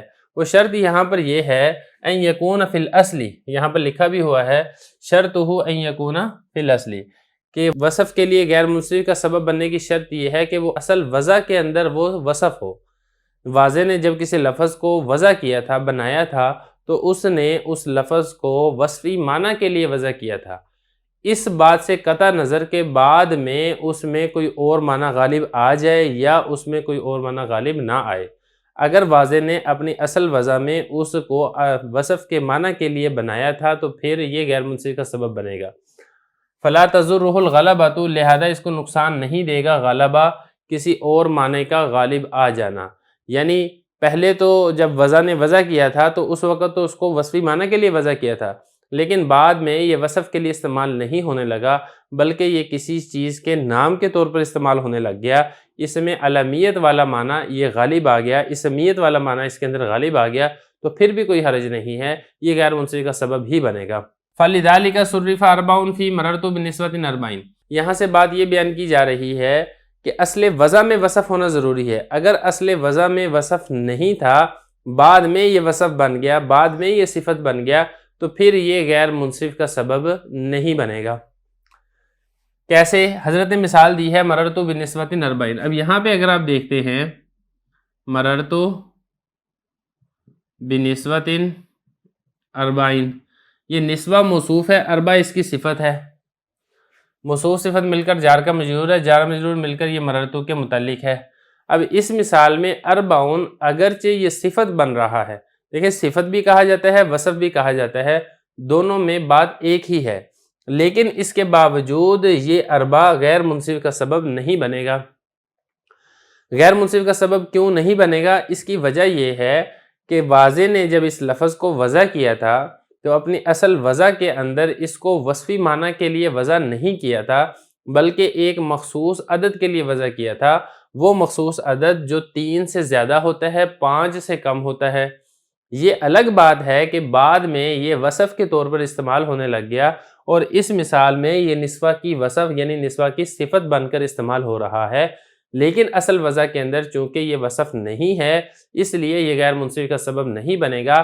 ہماری شرط یہ تھی کہ وہ اپنی اصل وضع کے اندر وصف ہو، اور اگر اصل وضع کے اندر تو وصف ہے، بعد میں اسمیت والا معنی اس پر غالب آ بھی جائے تو تب بھی وہ غیر منصرف کا سبب بنے گا۔ اس کے آگے حضرت نے 3 مثالیں دی ہیں۔ ایک مثال ہے اسود، دوسری مثال ہے ارکم، اور تیسری مثال ہے ادھم۔ اسود کہتے ہیں سیاہ رنگ کے سانپ کو، اور ارکم کہتے ہیں کالے اور سفید جس کے اوپر مکس دھبے ہوں، چتکبرا جس کو ہم کہتے ہیں وہ سانپ، اور تیسرا ہے ادھم، کالے سیاہ رنگ کی زنجیر، اس کو ادھم کہا جاتا ہے۔ اب یہ دیکھیں جب واضح نے ان تینوں کو وضع کیا تھا تو اسود کو وضع کیا تھا ہر سیاہ چیز کے لیے، اور اسی طرح ارکم کو وضع کیا تھا ہر بلیک اینڈ وائٹ چیز کے لیے، اور اسی طرح جو ادھم کو وضع کیا تھا وہ ہر سخت سیاہ چیز کے لیے وضع کیا تھا، لیکن بعد میں وصفی معنی سے ہٹ کر یہ اسمی معنی کے اندر استعمال ہونے لگے، یہ مخصوص سانپوں کے نام پڑ گئے۔ اب اسود ہے وہ مخصوص سانپ کا نام پڑ گیا، ارکم ہے وہ مخصوص سانپ کا نام پڑ گیا، ادھم ایک مخصوص زنجیر کا نام پڑ گیا، لیکن چونکہ یہ بعد میں اس میں اسمیت والا معنی غالب آ گیا ہے تو یہ غالبہ مضر نہیں ہوگا، نقصان نہیں دے گا، اور یہ لفظ پھر بھی غیر منصرف کا سبب بنیں گے وصف ہونے کی وجہ سے۔ تو یہی حضرت فرما رہے ہیں وَمْتَنَع، اور منع ہے۔ منع کیا مطلب؟ کہ ان کو منصرف پڑھنا منع ہے بلکہ آپ ان کو غیر منصرف ہی پڑھیں گے۔ تو یہ تو ہو گیا یہاں تک للقیدی، اور اس کے بعد آگے اگلا مسئلہ بیان کیا وَضَعُفَ مَنْعُ أَفْعَالِ الْحَيَّةِ وَأَجْدَلْ لِلصَّقْرِ وَأَخْيَلْ لِلطَّائِرِ۔ یہاں پر 3 لفظ اور ہیں، ایک ہے افعا، دوسرا ہے اجدل، اور تیسرا ہے اخیل۔ حضرت فرما رہے ہیں کہ ان تینوں کا منع صرف پڑھنا، منع صرف مطلب غیر منصرف پڑھنا، ضعوفہ ضعیف ہے۔ اب یہ ضعیف کیوں ہے وہ آپ تھوڑی سی سمجھ لیں۔ دیکھیں ان تینوں کی اصل وضع کے اعتبار سے وصف میں اختلاف ہے۔ بعض حضرات یہ فرماتے ہیں کہ ان میں وصفی معنی یہ اصل ہے اور اسمی معنی یہ اس کی فرع ہے، جبکہ بعض حضرات یہ فرماتے ہیں کہ وصفی معنی یہ اصل نہیں ہے۔ جو حضرات یہ کہتے ہیں کہ ان میں وصفی معنی اصل ہے وہ یہ کہتے ہیں کہ جو افعا ہے، جو ایک مخصوص سانپ کا نام ہے، یہ فعوتن سے مشتق ہے۔ ہر خبیث چیز کو فعوا اور افعا کہا جاتا تھا، بعد میں ایک مخصوص سانپ کا نام پڑ گیا۔ اور اسی طرح جو اجدل ہے، یہ اجدل جدل بمعنی قوت اور طاقت سے یہ لفظ بنایا گیا ہے، بعد میں شکرے ایک پرندے کا نام پڑ گیا۔ اور اسی طرح جو اخیل ہے، اخیل یہ خیلان بمعنی سیاہ نقطہ دار چیز سے یہ لفظ بنا ہے، پھر بعد میں ایک سبز رنگ کے پرندے کا نام پڑ گیا جس پر کچھ دھبے ہوتے ہیں سیاہ رنگ کے۔ تو وہ علماء جو کہتے ہیں کہ ان میں وصفی معنی اصل ہے، ان علماء کے نزدیک یہ تینوں وزن، فعل اور وصفیت کی وجہ سے غیر منصرف ہوں گے۔ ایک تو ان کے اندر ہوگا وزن فعل، اور دوسرا ان کے اندر ہوگا وصفی معنی، کیونکہ یہ اپنی اصل وضع کے اعتبار سے وصف ہے۔ جبکہ جو دیگر علماء نحو ہیں وہ ان تینوں کو جو مذکورہ اسماء جو یہ والے علماء نکالتے ہیں وہ ان سے مشتق نہیں مانتے، اس لیے جو باقی علماء ہیں ان کے نزدیک یہ غیر منصرف نہیں ہوں گے بلکہ یہ منصرف ہوں گے۔ تو خلاصہ یہ نکلا کہ یہ تینوں اسم، اس میں سے پہلا ہے افعا، دوسرا ہے اجدل اور تیسرا ہے اخیل، یہ تینوں اسماء بعض علماء کے نزدیک تو وصف ہیں کیونکہ یہ وصفی معنی سے مشتق ہیں، اور بعض علماء کے نزدیک یہ وصفی معنی سے وصفی اسم سے مشتق ہونا ان کا ضعیف ہے، اس لیے یہ وصف نہیں ہے۔ اب حضرت کیا فرماتے ہیں، علامہ ابن حاجب کی رائے کیا ہے؟ علامہ ابن حاجب کی رائے یہاں سے ظاہر ہو رہی ہے ضعفا سے۔ علامہ ابن حاجب یہ فرما رہے ہیں بطور حکم کہ یہ فیصلہ یہ کر رہے ہیں کہ دونوں اپنی جگہ صحیح ہیں، لیکن دیکھیں اسم کے اندر اصل یہ ہے کہ اسم منصرف ہوتا ہے اور غیر منصرف ہونا وہ منصرف کی فرع ہے، تو اصل کو چھوڑ کر فرع کو اختیار کرنا یہ درست نہیں ہے، یہ کمزور ہے، لیکن اس کو ناجائز بھی نہیں کہا گیا اس لیے کہ کچھ نہ کچھ دلیل ان کے پاس بھی موجود ہے، لیکن ان کی دلیل کمزور ہے، اس لیے حضرت نے فرمایا کہ ان کو آپ منصرف ہی پڑھیں، اگر آپ ان کو غیر منصرف پڑھتے ہیں تو یہ ضعیف ہے کیونکہ منصرف اصل ہے اور غیر منصرف اس کی فرع ہے۔ بسم اللہ الرحمن الرحیم۔ کافیہ کے پہلے باب مبادیات کے سبق نمبر 20 میں خوش آمدید۔ آج کے سبق میں ہم غیر منصرف کا تیسرا سبب تانیث کو پڑھیں گے۔ سب سے پہلے اب عبارت دیکھ لیں، التانیث بالتاء شرطہ العالمیۃ والمعنوی کذالک وشرط تحتم تاثیرہ الزیادۃ علی الثلاثۃ او تحرک الاوسط او العجمۃ فہند یجوز صرفہ وزینب وسقر وماہ وجور ممتنع فإن سمی به مذکر فشرطہ الزیادۃ علی الثلاثۃ فقدم منصرف واقرب ممتنع۔ عبارت پڑھ لی ہے، اس کا ترجمہ دیکھ لیں پھر اس کی تشریح کریں گے۔ تانیث بالتاء اس کی شرط یہ ہے کہ علم ہو، اور مانوی بھی اسی طرح ہے، اور شرط اس کے تاثیر کو حتمی بنانے کے لیے وہ یہ ہے کہ 3 حرفوں سے زائد ہو یا درمیانی حرف متحرک ہو یا عجمہ ہو، لہذا ہند جائز ہے اس کا منصرف پڑھنا، اور زینب اور سکر، ماہ اور جور یہ غیر منصرف ہیں۔ اگر نام رکھا جائے گا ان کے ساتھ کسی مذکر کا تو شرط یہ ہے کہ وہ 3 حرفوں سے زائد ہو، لہذا قدم یہ منصرف ہے اور اقرب یہ غیر منصرف ہے۔ عبارت بھی پڑھ لی ہے، ترجمہ بھی ہو گیا ہے، اب چلتے ہیں اس کی تشریح کی طرف۔ دیکھیں یہاں سے غیر منصرف کا تیسرا سبب تانیث بیان کیا جا رہا ہے۔ یہ جو تانیث ہے اس کی 2 قسمیں ہیں، ایک ہے تانیث لفظی اور دوسرا ہے تانیث معنوی۔ تانیث لفظی کی پھر آپ سمجھیں کہ 2 قسمیں ہیں۔ تانیث لفظی وہ اسم جس میں تانیث کی کوئی علامت پائی جائے، اور تانیث معنوی وہ اسم جس میں تانیث کی کوئی علامت نہ ہو، اس میں تا مقدرہ ہو، یا تو حقیقی طور پر مقدرہ ہو یا حکمی طور پر مقدرہ ہو۔ یہ تو ہوگی تانیث کی 2 قسمیں۔ اب یہاں پر ہم نے یہ سمجھنا ہے کہ جو تانیث لفظی ہے جس میں لفظوں میں تانیث کی کوئی علامت پائی جاتی ہے، پھر اس علامت کی 2 قسمیں ہیں، یا تو اس لفظ کے آخر میں الف مکسورہ یا الف ممدودہ ہوگا، یا اس لفظ کے آخر میں گول تا ہوگی، لفظوں کے اندر تا موجود ہوگی۔ اگر تو اس لفظ کے آخر میں الف مکسورہ یا الف ممدودہ ہے تو پھر تو یہ لفظ بغیر کسی شرط کے غیر منصرف کا سبب بنے گا، پھر اس میں کسی قسم کی کسی شرط کی ضرورت نہیں ہے۔ لیکن یہاں پر ہم بات کر رہے ہیں تانیث بالتاء کی، یعنی وہ تانیث لفظی جس کے آخر میں گول تا موجود ہے۔ اس میں یہ حضرت فرما رہے ہیں شرطہ العلمیۃ، اس کی غیر منصرف کا سبب بننے کے لیے شرط یہ ہے کہ وہ علم ہو۔ اگر تو وہ لفظ جس کے آخر میں گولتا ہے اگر وہ علم ہے، کسی نہ کسی مخصوص چیز جگہ کا نام ہے، تو پھر تو وہ غیر منصرف کا سبب بنے گا، اور اگر نہیں ہے تو پھر غیر منصرف کا سبب نہیں بنے گا۔ اب آگے حضرت نے یہ فرمایا والمعنوی کذالک، اور تانیث معنوی بھی اسی طرح ہے۔ دیکھیں تانیث معنوی میں بھی علمیت یہ شرط ہے، لیکن تھوڑا سا فرق ضرور ہے۔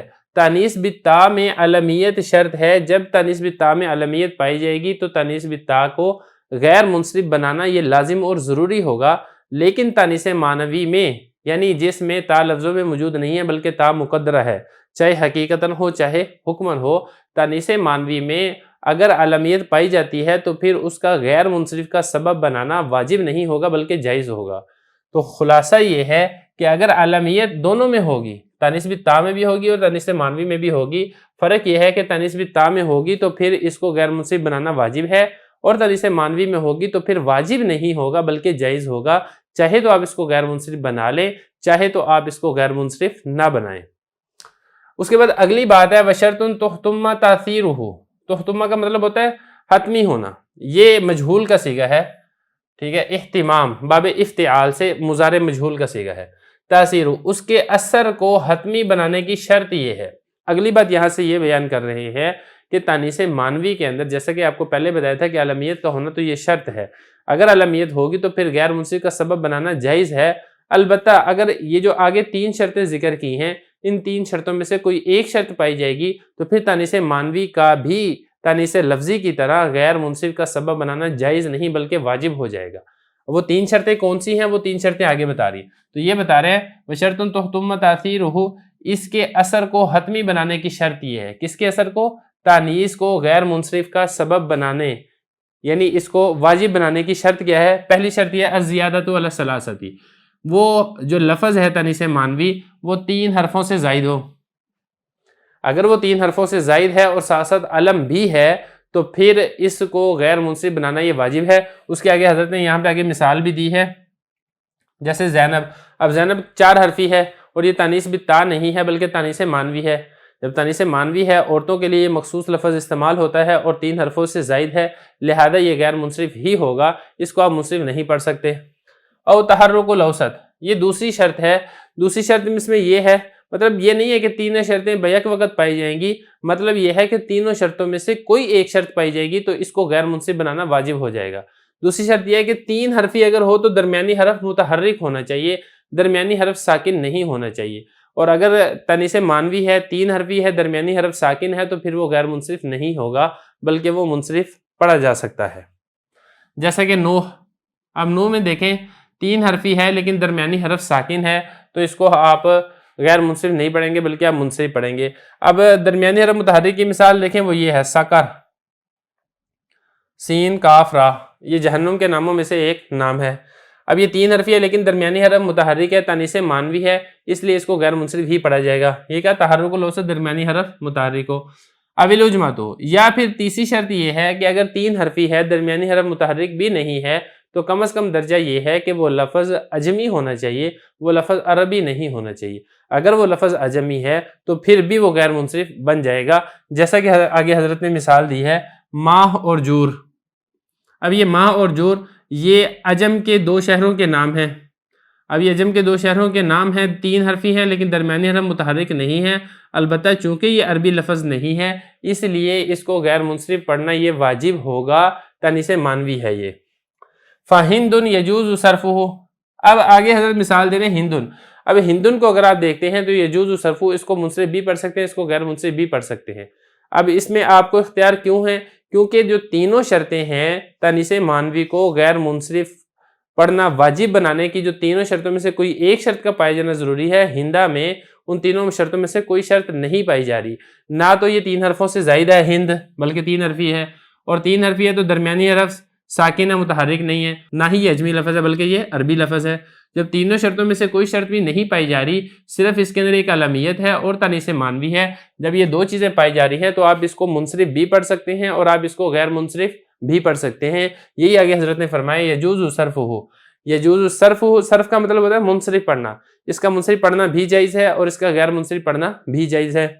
اور آگے مثالیں میں آپ کو بتا چکا ہوں، زینب، سکر، ماہ اور جور ممتنعون، یعنی اس کا منصرف پڑھنا منع ہے، کیا مطلب؟ اس کو غیر منصرف پڑھنا ہی ضروری ہے، اس کو آپ منصرف نہیں پڑھ سکتے۔ یہاں تک ہوگی۔ اب اس کے بعد آخری بات ہے فَإِن سُمِّيَ بِهِ مُذَكَّرٌ فَشَرْطُهُ الزِّيَادَةُ عَلَى الثَّلَاثَةِ، یہاں سے ایک اور مسئلہ بیان کیا جا رہا ہے کہ تانیث مانوی کے ذریعے اگر کسی مذکر کا نام رکھ دیا جائے تو اس کے غیر منصرف کا سبب بنانے کے لیے جو اوپر شرطوں میں سے 3 شکیں تھیں نا، یہ 3 حرفی سے زائد ہو، درمیانی حرف متحرک ہو یا عجمی ہو، یہ 3 نہیں ہوگی بلکہ صرف ایک ہی شرط متعین ہوگی کہ وہ لفظ 3 حرفوں سے زائد ہونا چاہیے۔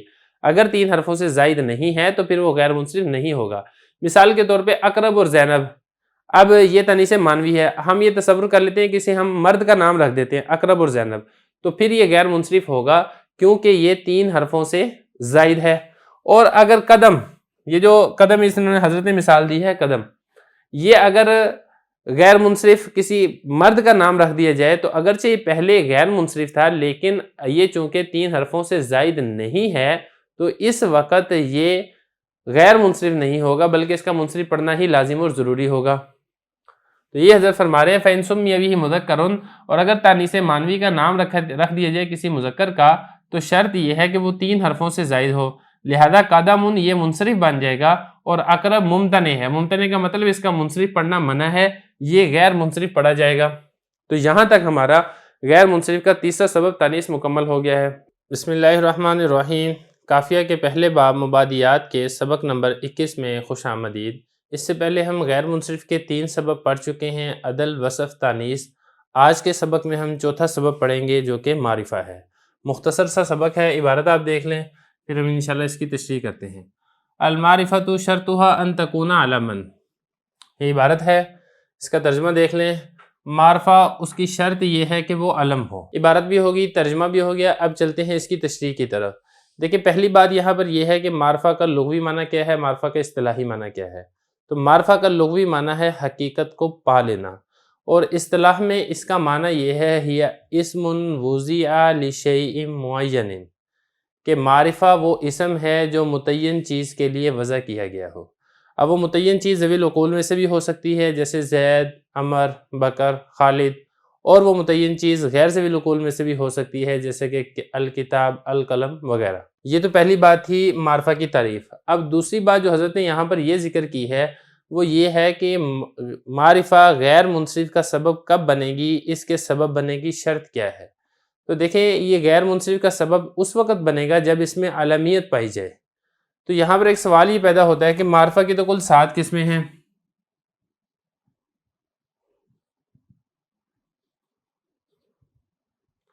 ان 7 قسموں میں سے صرف ایک قسم ہے علم، جو اس کی باقی قسمیں بھی ہیں، معرفہ بندا ہے، معرفہ بالف لام ہے وغیرہ وغیرہ، باقی قسموں کو آپ نے غیر منصرف کا سبب کیوں نہیں بنایا ہے؟ تو دیکھیں اس کی وجہ ہے، جو معرفہ کی جو پہلی 3 قسمیں ہیں نا، وہ 3 قسمیں کون سی ہیں؟ ایک ہے مضمرات، اور دوسری ہے اسماء اشارات، اور تیسری ہے اسماء موصولات۔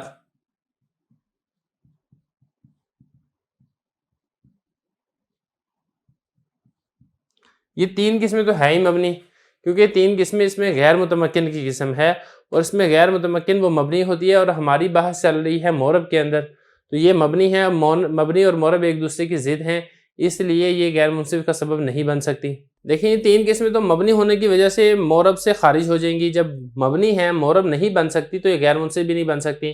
اس کے بعد جو 2 قسمیں ہیں وہ 2 قسمیں ہیں، ایک ہے مورب باللام،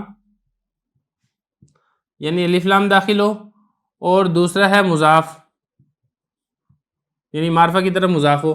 یہ 2 قسمیں تو ایسی ہیں جو غیر منصرف کو بھی منصرف بنا دیتی ہیں، جو غیر منصرف کو منصرف بنا دیتی ہو تو وہ خود غیر منصرف کا سبب کیسے بن سکتی ہے؟ بالکل نہیں بن سکتی۔ اور جو تیسری قسم ہے معرفہ بندا، یہ بھی حکماً مورب باللام ہی کے ہوتا ہے، تو یہ الف لام ہی کے حکم میں ہوتا ہے، تو اس لیے یہ بھی غیر منصرف کا سبب نہیں بن سکتی۔ تو خلاصہ کہنے کا یہ ہے کہ معرفہ کی جو 7 قسمیں ہیں ان میں سے جو 6 قسمیں ہیں، یہ 6 قسمیں غیر منصرف کا سبب نہیں بن سکتی، صرف ایک ہی قسم باقی رہ جائے گی اور وہ ہے علم، لہذا علم یہ غیر منصرف کا سبب بنے گا۔ بسم اللہ الرحمن الرحیم۔ قافیہ کے پہلے باب مبادیات کے سبق نمبر 22 میں خوش آمدید۔ آج کے سبق میں ہم غیر منصرف کا سبب عجمہ پڑھیں گے۔ عبارت دیکھ لیں، پھر ترجمہ کریں گے، پھر اس کی تشریح کریں گے۔ العجمۃ شرطها ان تکون علمیۃ فی العجمۃ وتحرک الاوسط او الزیادۃ علی الثلاثۃ فنوح منصرف وشطر وابراہیم ممتنع۔ عجمہ اس کی شرط یہ ہے کہ وہ علم ہو عجمی زبان میں، اور اس کا درمیانی حرف متحرک ہو یا پھر وہ 3 حرفوں سے زائد ہو، لہٰذا نوح یہ منصرف ہے اور شطر اور ابراہیم یہ غیر منصرف ہے۔ عبارت ہو گئی ہے، ترجمہ ہو گیا ہے، اب چلتے ہیں اس کی تشریح کی طرف۔ دیکھیں تشریح اس کی بہت آسان ہے۔ عجمہ یہ غیر منصرف کا سبب بنتا ہے، اس کے لیے کچھ شرائط ہیں جو کہ حضرت نے اس عبارت میں ذکر کی ہیں۔ سب سے پہلے بات کر لیتے ہیں کہ عجمہ کہتے کس کو ہیں۔ دیکھیں اجما کا مطلب ہے اللکنۃ و عدم افصاح الکلمہ، یعنی گونگا پن ہونا اور بات کو پوری فصاحت کے ساتھ کہنے کی طاقت کا نہ ہونا، یہ اجما کا لغوی معنی ہے۔ اور اصطلاحی معنی کیا ہے اجما کا؟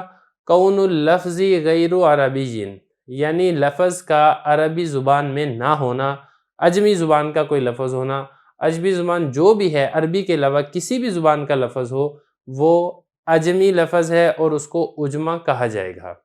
یہ تو ہوگی اجما کی تعریف، لغوی تعریف ہوگی، اصطلاحی تعریف ہوگی۔ آگے حضرت نے یہاں پر یہ بیان کیا ہے کہ اجما غیر منصرف کا سبب کب بنے گا؟ تو دیکھیں حضرت فرما رہے ہیں کہ پہلی شرط یہ ہے کہ وہ لغت عجم، یعنی جس زبان کا وہ لفظ ہے اس زبان میں وہ کسی کا نام ہونا چاہیے، چاہے حقیقتاً نام ہو یا حکماً نام ہو۔ حقیقتاً نام ہونے کی مثال جیسے ابراہیم، اسماعیل، یہ عربی زبان کے لفظ نہیں ہیں، عجمی زبان کے لفظ ہیں، لیکن عجمی زبان میں بھی یہ کسی کے نام ہیں بلکہ حضرات انبیاء کے نام ہیں۔ یا حکمی طور پر نام ہو، حکمی طور پر نام ہونا مثلا جیسے قالون، یہ لغت عجم یعنی رومی زبان میں کسی کا نام نہیں تھا، اس میں جنس تھا، ہر اچھی چیز کو رومی والے قالون کہتے تھے، لیکن جب عربی میں آیا یہ تو عرب نے قرائے سبع میں سے جو نافع ایک بہت بڑے قاری گزرے ہیں ان کی قرأت کی عمدگی کی وجہ سے ان کا نام قالون رکھ دیا۔ تو اب یہ دیکھیں یہ علم کے طور پر استعمال ہو رہا ہے، تو خلاصہ یہ ہے کہ علم کے طور پر استعمال ہونا چاہیے، چاہے تو حقیقتاً علم ہو کہ وہ عجمی زبان میں ہی علم ہو، چاہے وہ حکماً علم ہو کہ عجمی سے عربی میں آ کے وہ علم بن گیا ہو۔ یہ تو ہے پہلی شرط جس کو حضرت نے یہ ذکر کیا، العجمۃ شرطھا، اجما اس کی شرط یہ ہے، یہ جو ہا ضمیر ہے یہ اجما کی طرف لوٹ رہی ہے، اس کی شرط یہ ان تکون عالمیۃ فی العجما، کہ یہ عجمی زبان کے اندر علم ہونا چاہیے۔ دوسری شرط کیا ہے؟ وتحرک الاوسط، دوسری شرط یہ ہے کہ اس کا درمیانی حرف متحرک ہونا چاہیے۔ اب زیادت علی الثلاثہ، دیکھیں آگے یہ جو ہے نا دو شرطیں، ایک یہ تحرک الاوسط، اب زیادت علی الثلاثہ، یا تو وہ لفظ 3 حرفوں سے زائد ہو، اور اگر وہ لفظ 3 حرفی ہے تو پھر اس کا درمیانی حرف متحرک ہونا چاہیے۔ یعنی یہ جو دو شرطیں ہیں ان دو شرطوں میں سے کوئی ایک شرط پائی جانی چاہیے۔ اگر وہ 3 حرفوں سے زائد ہے اور وہ عجمی میں علم ہے تو پھر وہ غیر منصرف کا سبب بنے گا، اور اگر وہ 3 حرفوں سے زائد نہیں بلکہ 3 حرف ہے تو پھر اس کا درمیانی حرف متحرک ہونا یہ لازم اور ضروری ہے۔ اب آگے حضرت فرما رہے ہیں فنوح منصرف، نوح یہ منصرف ہے۔ نوح منصرف کیوں ہے؟ دیکھیں جو نوح کا لفظ ہے یہ 3 حرفوں سے زائد نہیں ہے، 3 حرفی ہے، اور 3 حرفی میں ہماری شرط یہ تھی کہ درمیانی حرف متحرک ہو، جبکہ اس کا درمیانی حرف واو یہ ساکن ہے، لہٰذا یہ غیر منصرف کا سبب نہیں بنے گا۔ لیکن جو ابراہیم ہے یہ غیر منصرف کا سبب اس لیے بنے گا کہ یہ 3 حرفوں سے زائد ہے، 6 حرفی یہ حرف ہے۔ اور جو شطر ہے، شطر یہ دیار بکر میں ایک قلعہ ہے، یہ اس کا نام تھا، عجمی لفظ ہے، لیکن یہ غیر منصرف کا سبب اس لیے بنے گا کہ 3 حرف ہونے کے باوجود جو درمیانی حرف ہے تا وہ متحرک ہے، تو اس لیے یہ غیر منصرف کا سبب بنے گا۔ تو یہی حضرت فرما رہے ہیں وتحرک الاوسط، دوسری شرط یہ ہے کہ اگر وہ 3 حرفی ہے تو درمیانی حرف متحرک ہو، اب زیادت علی الثلاثہ، یا پھر یہ ہے اگر 3 حرفی میں درمیانی حرف متحرک نہیں ہے تو وہ 3 حرفوں سے زائد ہونا چاہیے، لہٰذا نوح یہ منصرف ہوگا، اور شطر اور ابراہیم ممتنع، منع ہے اس کا منصرف پڑھنا، یعنی یہ دونوں غیر منصرف ہوں گے۔ اسی کے ساتھ ہی ہمارا یہ سبق مکمل ہو جاتا ہے۔ بسم اللہ الرحمن الرحیم، قافیہ کے پہلے باب مبادیات کے سبق نمبر 23 میں خوش آمدید۔ غیر منصرف کے اسباب ہم پڑھ رہے ہیں، آج کے سبق میں ہم غیر منصرف کا سبب صیغہ جمع منتہی الجموع کے متعلق پڑھیں گے۔ عبارت آپ دیکھ لیں، الجمع شرطہ صیغۃ منتہی الجموع بغیر ہائن کمساجد ومصابیح واما فرازنۃ فمنصرف وخزاجر علما للذبح غیر منصرف لأنه منقول عن الجمع وسراویل اذا لم يصرف وهو الاکثر فقد قیل اعجمی حمل على موازنه وقیل عربی جمع سروالۃ تقدیرا واذا صرف فلا اشکال ونحو جوار رفعا وجرا ککازن۔ یہ عبارت ہم نے پڑھ لی ہے، اس کا ترجمہ دیکھ لیں۔ حضرت فرما رہے ہیں جمع اس کی شرط یہ ہے کہ وہ منتہی الجموع کا صیغہ ہو بغیر ہا کے، جیسا کہ مساجد اور مصابیح۔ بہرحال فرازنا یہ منصرف ہے اور خزاجرہ یہ علم ہے بجو کا نام ہے، یہ غیر منصرف ہے اس لیے کہ یہ جمع سے منقول ہو کر آیا ہے، اور سراویل اس وقت غیر منصرف ہوگا، اور یہی قول اکثر حضرات کا ہے۔ اور ایک قول یہ بھی کہا گیا کہ یہ عجمی لفظ ہے جس کو محمول کیا گیا ہے اس کے ہم وزن کے اوپر، اور ایک قول یہ ہے کہ یہ عربی لفظ ہے، سروالت ان کی جمع ہے تقدیری طور پر، اور جس وقت اس کو منصرف پڑھا جائے گا تو پھر کوئی اشکال نہیں ہے، اور جیسا کہ جوارن حالت رفع میں اور حالت جری میں جیسا کہ کازن۔ یہ عبارت ہم نے پڑھ لی ہے، ترجمہ ہم نے کر لیا ہے، اب چلتے ہیں اس کی تشریح کی طرف۔ دیکھیں یہاں سے جمع کو بتا رہے ہیں کہ جمع یہ بھی غیر منصرف کا سبب بنتا ہے۔ سب سے پہلے آپ یہ سمجھیں کہ جمع کہتے کس کو ہیں۔ دیکھیں جمع وہ اسم ہے جو 3 یا 3 سے زیادہ پر دلالت کرے، یہ بھی غیر منصرف کا سبب بنتا ہے، لیکن یہ سبب اس وقت بنے گا جب اس کے اندر 2 شرطیں پائی جائیں، ایک شرط وجودی ہے، دوسری شرط سلبی ہے۔ سب سے پہلے ہم بات کر لیتے ہیں وجودی شرط کی۔ وجودی شرط اس کے اندر یہ ہے کہ وہ صیغہ منتہی الجموع کا ہو۔ منتہی الجموع کس کو کہتے ہیں؟ دیکھیں منتہا کہتے ہیں آخر کو، جموع جمع کو کہتے ہیں، جمع کی آخر، مطلب یہ کہ وہ صیغہ جمع کی بھی جمع ہو۔ اب اس کی 2 قسمیں ہیں، یا تو وہ حقیقتاً جمع کی جمع ہوگا یا حکماً جمع کی جمع ہوگا۔ حقیقتاً کی کیا مثال ہے، حکماً کی کیا مثال ہے، وہ بھی ہم یہاں پہ دیکھ لیتے ہیں۔ سب سے پہلے بات کرتے ہیں حقیقتاً کی۔ حقیقتاً جیسا کہ کلب کتے کو کہا جاتا ہے، اس کی جمع ہے اقلب، یہ کلب کی جمع ہے، اور اس اقلب کی جمع ہے اکالیب۔ اب دیکھیں یہ جو اکالیب ہے یہ جمع کی جمع ہے، تو ہم یہ کہیں گے کہ یہ صیغہ منتہی الجموع ہے، جمع کی آخری جمع ہے۔ اور حکمن کا مطلب یہ ہوتا ہے کہ وہ واقع میں حقیقت میں جمع کی جمع تو نہیں ہوتی، لیکن وہ جمع کی جمع کے وزن پر آیا ہوتا ہے، تو ہم اس کو یہی تصور کر لیتے ہیں کہ یہ بھی منتہی الجموع ہے۔ جیسا کہ عصفور کی جمع عصافیر اور مصباح کی جمع مصابیح۔ اب یہاں پر بھی حضرت نے یہاں پہ لکھا ہے مصابیح، اور اسی طرح مساجد۔ اب یہ دونوں اگرچہ منتہی الجموع کا صیغہ نہیں ہے، لیکن چونکہ منتہی الجموع کے وزن پر آیا ہے تو اس کو بھی غیر منصرف کا سبب بنا لیا جائے گا۔ آگے حضرت نے یہ فرمایا کہ منتہی الجموع کا صیغہ ہو بغیر ہائن، لیکن شرط اس کے اندر یہ ہے کہ ہا کے بغیر ہو۔ اب ہا کے بغیر ہونے کا کیا مطلب ہے اس کو بھی آپ سمجھ لیں۔ ہا کے بغیر ہونے کا مطلب یہ ہے کہ اس کے آخر میں ایسی گولتا نہ ہو جو وقف کی صورت میں ہا بن جاتی ہے۔ جیسا کہ دیکھیں یہ فرازینہ، اب یہ فرازینہ اگرچہ صیغہ منتہی الجموع کا وزن تو ہے، لیکن اس کے آخر میں گولتا ہے فرازینتن، کیونکہ جب ہم اس کو وقف کریں گے تو یہ فرازینہ بن جائے گی، ہا بن جائے گی، تو چونکہ یہ ہا کو قبول کرتا ہے اس لیے اس کو غیر منصرف نہیں پڑھا جائے گا بلکہ اس کو منصرف پڑھا جائے گا۔ تو یہ حضرت فرما رہے ہیں فمنصرفن، اس لیے کہ یہ منصرف ہے۔ اب اس کے بعد آگے حضرت نے فرمایا خزاجرو، یہ نام ہے بجو کا، یہ غیر منصرف ہے۔ یہ اصل میں ایک سوال ہے، اس کا حضرت یہاں پہ جواب دے رہے ہیں۔ سوال یہاں پر یہ ہوتا ہے کہ جمع کو غیر منصرف کا سبب اس لیے بنایا تھا کہ وہ جمع ہوتی ہے، لیکن یہ دیکھیں جو خزاجر ہے یہ تو جمع نہیں ہے، تو جب جمع ہی نہیں پائی گئی تو پھر اس کو آپ غیر منصرف کا سبب کیوں بنا سکتے ہیں؟ تو دیکھیں اس کا جواب حضرت نے یہ دیا ہے کہ جو خزاجر ہے یہ اصل میں جمع ہے خزجر کی، اور خزجر کا مطلب ہوتا ہے بڑے پیٹ والا انسان۔ پھر بعد میں اس کا نام پڑ گیا، بجو کا یہ نام پڑ گیا کیونکہ بجو کا پیٹ بھی بڑا ہوتا ہے، تو گویا کہ مبالغتاً یہ کہہ دیا گیا کہ ایک اکیلا بجو بڑے پیٹ والے انسانوں کی ایک جماعت کے برابر ہوتا ہے، تو ایک اکیلے بجو کو جماعت تصور کرتے ہوئے اس کو جمع کا نام دے دیا گیا۔